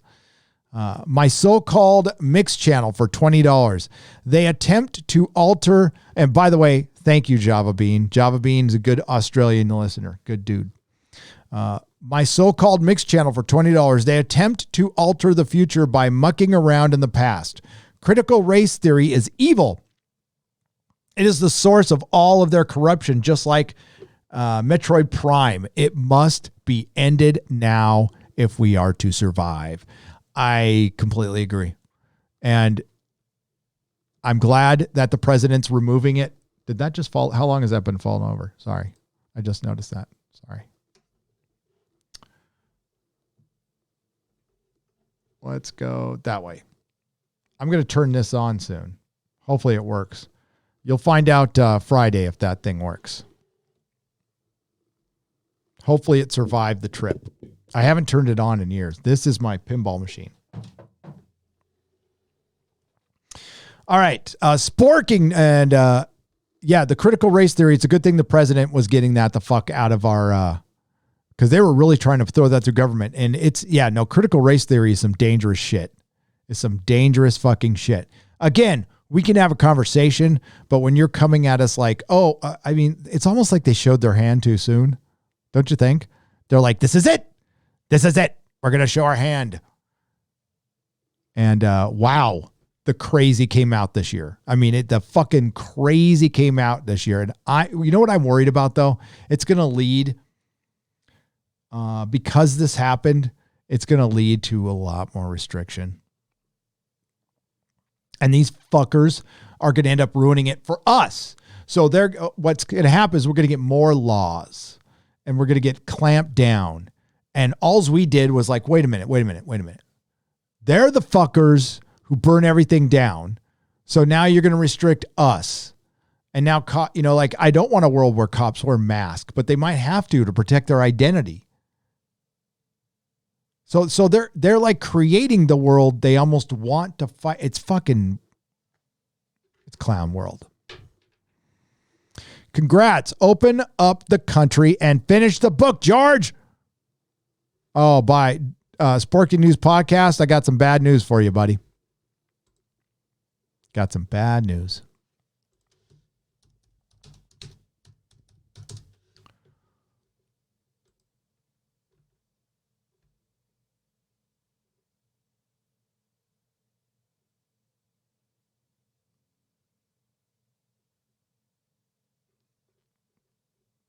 Here's George's latest update. Here's another pic from the past, an original pilot for the Game of Thrones. We shot the wedding of Daenerys Targaryen and Khal Drogo in Morocco. Ian McCease played Iriel Morpadis, a magister of Pentos, and I played one of the wedding guests, presumably another magister.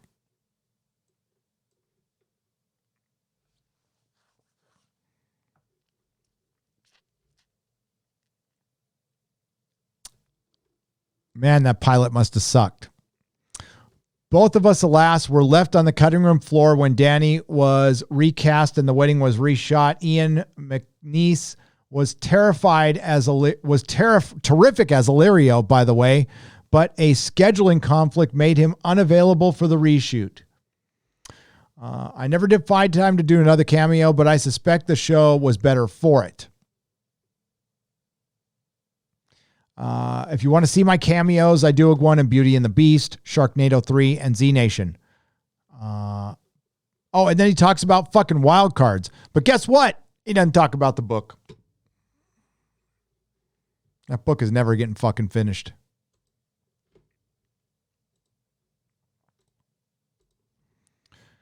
Hail Sporking News Podcast. Will Warwick for $5. In your opinion, what is the best sci-fi series in any format? Oh, I read that one. I did. Do you see Disney Plus getting Moon Knight right? No. 32 Flavors of Nick Weiser. If it gets 2/3 right, I would be happy.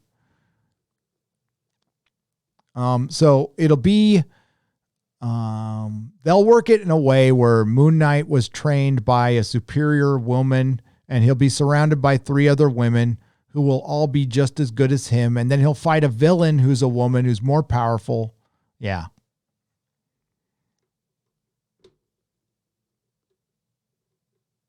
There's a lot of things you can do with Moon Knight, none of them with PG-13 that are any interesting at all. As a matter of fact, the better comic books, 32 Flavors of Nick Weiser, I don't know if Disney would adapt them, because they're comics, so they're still kind of mellow, but that might be too dark for Disney Plus. Fuck, Disney's for kids. It's a little kiddie channel. I don't know how the fuck they expect to survive. If AT&T is just being dumb right now. No rated R on your streaming service? Come on. And you want adults to watch that shit? The Physicality Channel for $5. Flu kills average of 35,000 a year in U.S. over past decade. COVID killed 231,000. That's 6.6 times more with social distancing and mostly outside flu season. There you go. I thought the flu killed 60,000 people. I could be wrong, though. Did you know that obesity kills 2.8 million people a year? Maybe we should lock the fridges.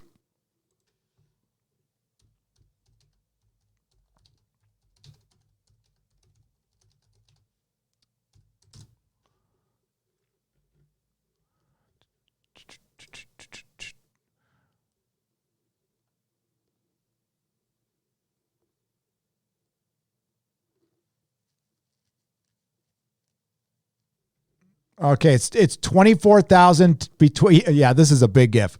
It's between 24,000 and 62,000 deaths. So it can be 60,000 a year. And that's the same number.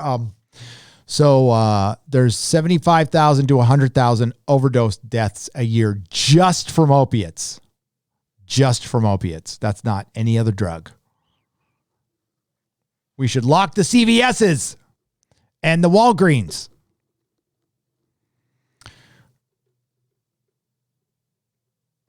You know all the things the protesters were breaking into? The Walgreens. They were protesting and they were liberating all of the Vicodin and the Oxycontin. The person dying from the coof wasn't the breadwinner. The person was retired. My 80-year-old grandmother got the coof, and it's no joke if you're old, but no disease is a joke at that age, says Martin Tved for 100 Norwegian krona. No, it's not. It really isn't. I'm sorry she passed. Phantom Boomer for $5. San Diego gouge and exhortation generally keeps the area running, and we're a mile from the medical center as the crow flies. Oh, there you go. I know where the medical center is. I could see it. You mean the Kaiser Medical Center, Phantom Boomer, for $5? I can see it from my house. The new number 2 for $10. Hail, Gary. I don't super chat you often, but congrats on 300K. I've been subbed since 7,000. I love your content, especially Friday Night Tights. Keep up the great work. Thank you very much. I'm glad you especially love Friday Night Tights. We work hard at that. Have you seen the documentary Age of Deceit by Face Like the Sun? It's incredibly good if you're into UFO, alien, spiritual stuff. Oh, I'll check it out. Tyler Hood, thank you for $10. Most definitely. Martin for 50 Norwegian krona.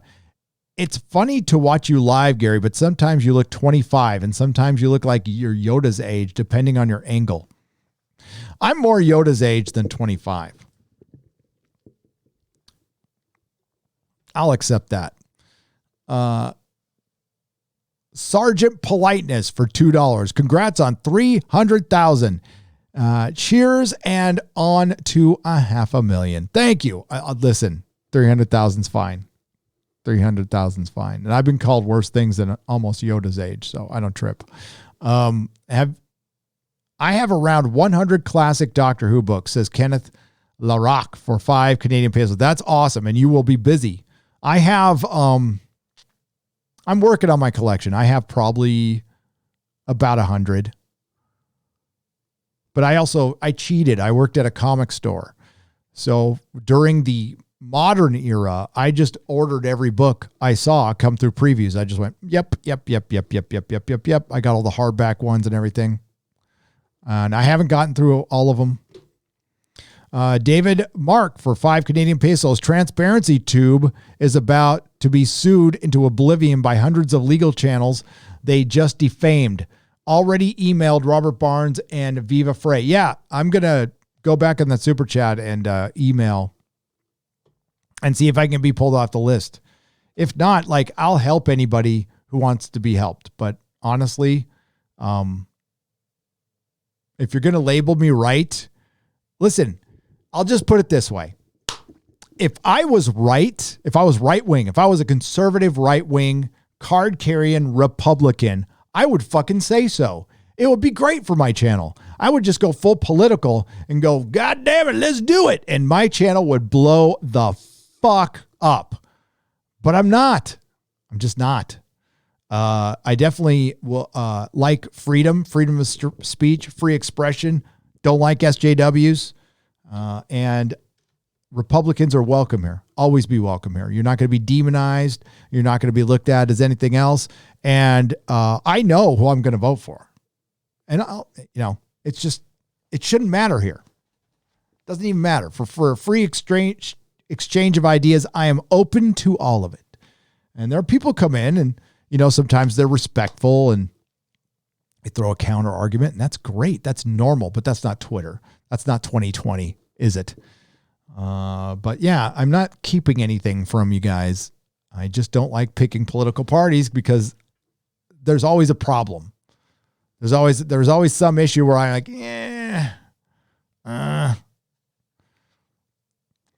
Picard, hashtag never forget. Congrats again. Thank you. I just don't think it's very punk rock to follow rules and suck on the system's knob. That's just me. And that's why I didn't really work out in Hollywood very well and work in the corporate structure there. It just wasn't for me.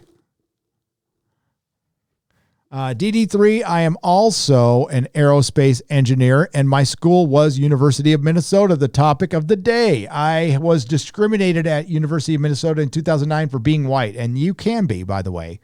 R3M4NN for $5. Racism is racism. There's no such thing as reverse racism. There's just racism. Never got into Doctor Who. Red Dwarf all the way. Human Kirk for £5. Will you YouTube about it? The lead lister is a punk slob sounding like John Lennon and not woke. I will most definitely get in the Red Dwarf. I've had friends into it forever trying to get me into it, and it's just a matter of sitting down. So I'll sit down, and somebody sent me a DVD and I'll watch it. All right, we're near the end.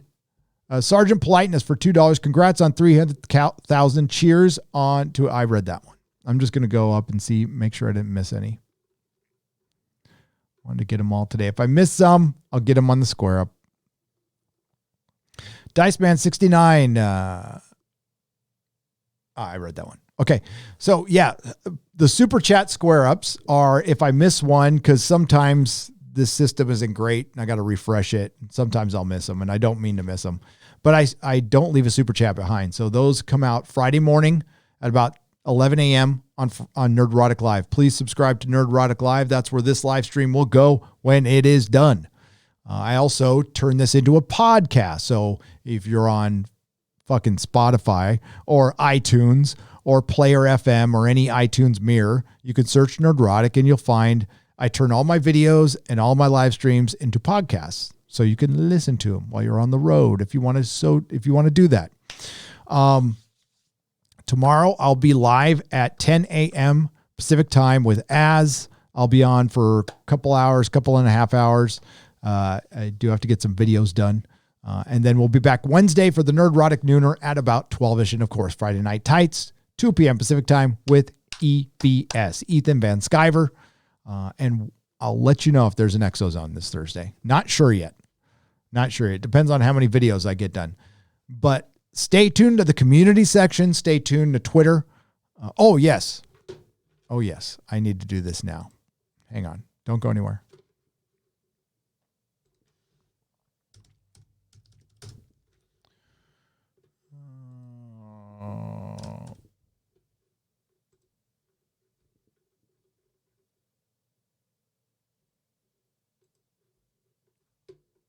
All right, here's a link. This is to my wife's Twitter. She is running a contest.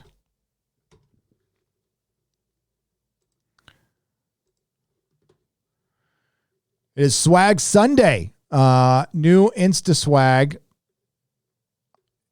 And this is part of it. And then a hat. Okay. And we give them away. So you got to follow us on Nerdrotic Instagram. So it's instagram.com/Nerdrotic. And if you follow her instructions, she will give them stuff away. Now, this stuff is available for purchase as well. We try to make the price as cheap as possible. We don't do big runs. So it's not the cheapest shit in the world, but it's not the most expensive. But if you would like to, that'd be great. I will retweet this as well. But there's the link to her Twitter. Please give her a follow. She's only got 3 likes on this. What the fuck? What the hell? So let's fix that. I'm just going to retweet it now. And it's at Agent Bossy Boots. That's my wife. That's Mrs. Nerdrotic. So thanks everyone for joining. Thanks to the Modrotics who are, we got Mark Lerzeth. We had Eric K. We got Problem Being, Chris Persia, the Canadian Wrench. You all are great. It's a thankless job. Thanks to everyone who super chatted. Thank you for 300,000 subscribers. I could not have done it without you guys. And thanks for putting up with the whole California talk and actually showing a lot of support for it, quite frankly, which was surprising. So yeah, I've got a couple of videos coming out. I'll try to work on them tonight after I get my voice back. Go work out with Nerdrotic Jr. Thanks to Lady Greymaster, and hope the Bambino gets better. Sure, she's going to be fine, but she'll be back next week. I'm giving her the week off. So we have determined that Gary is between 25 and 700, and STD is taking place in Icelandora or Pandisland. It's Icelandora. And I'm 51. So I'm a little closer to 25 than 700, but I did a lot of drugs. Well, I mean, the reason I grew a beard was I got tired of being called kid by people younger than me. So, but that might not be the case now. I'm getting kind of old now. So thanks. George, thanks for the $99 super chat and the $49 super chat. And same with you. Let's see. We got another one here. Thanks. Legalized adulthood. I appreciate you. Thanks for the 2,800 likes. Love you guys. And let's go out with some Perry Chan. Nerdrotic.com. Previously on Escape from San Francisco. This just in, an unidentified man has been caught doing a deuce on Nancy Pelosi's driveway.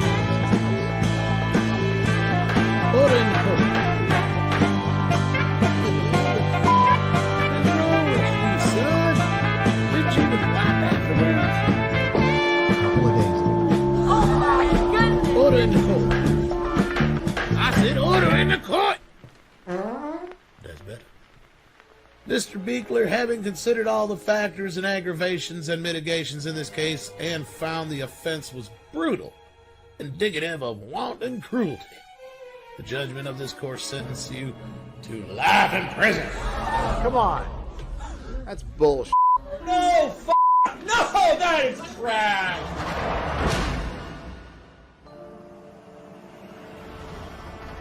This is not okay.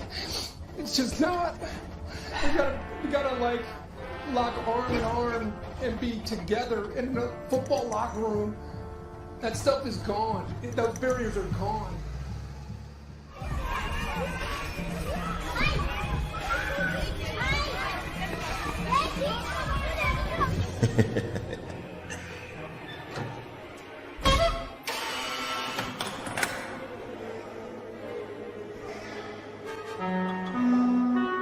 Welcome. Please enjoy your stay.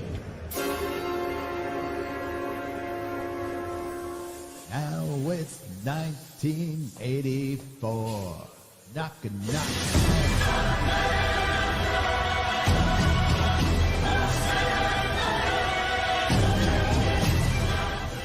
Hi. How you doing? Hang on. It's gonna be so good. Nerdrotic.com.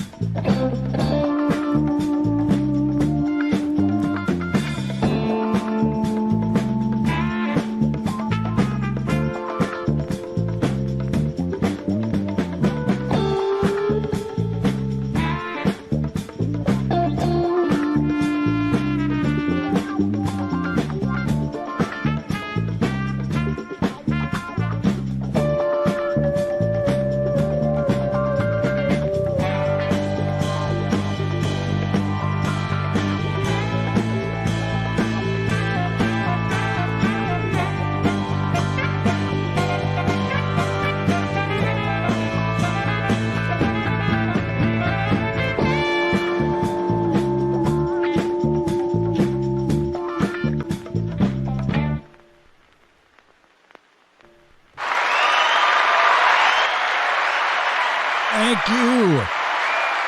I want you all to have a very good evening. And remember, not all who wander are lost. And may the wings of liberty never lose a feather.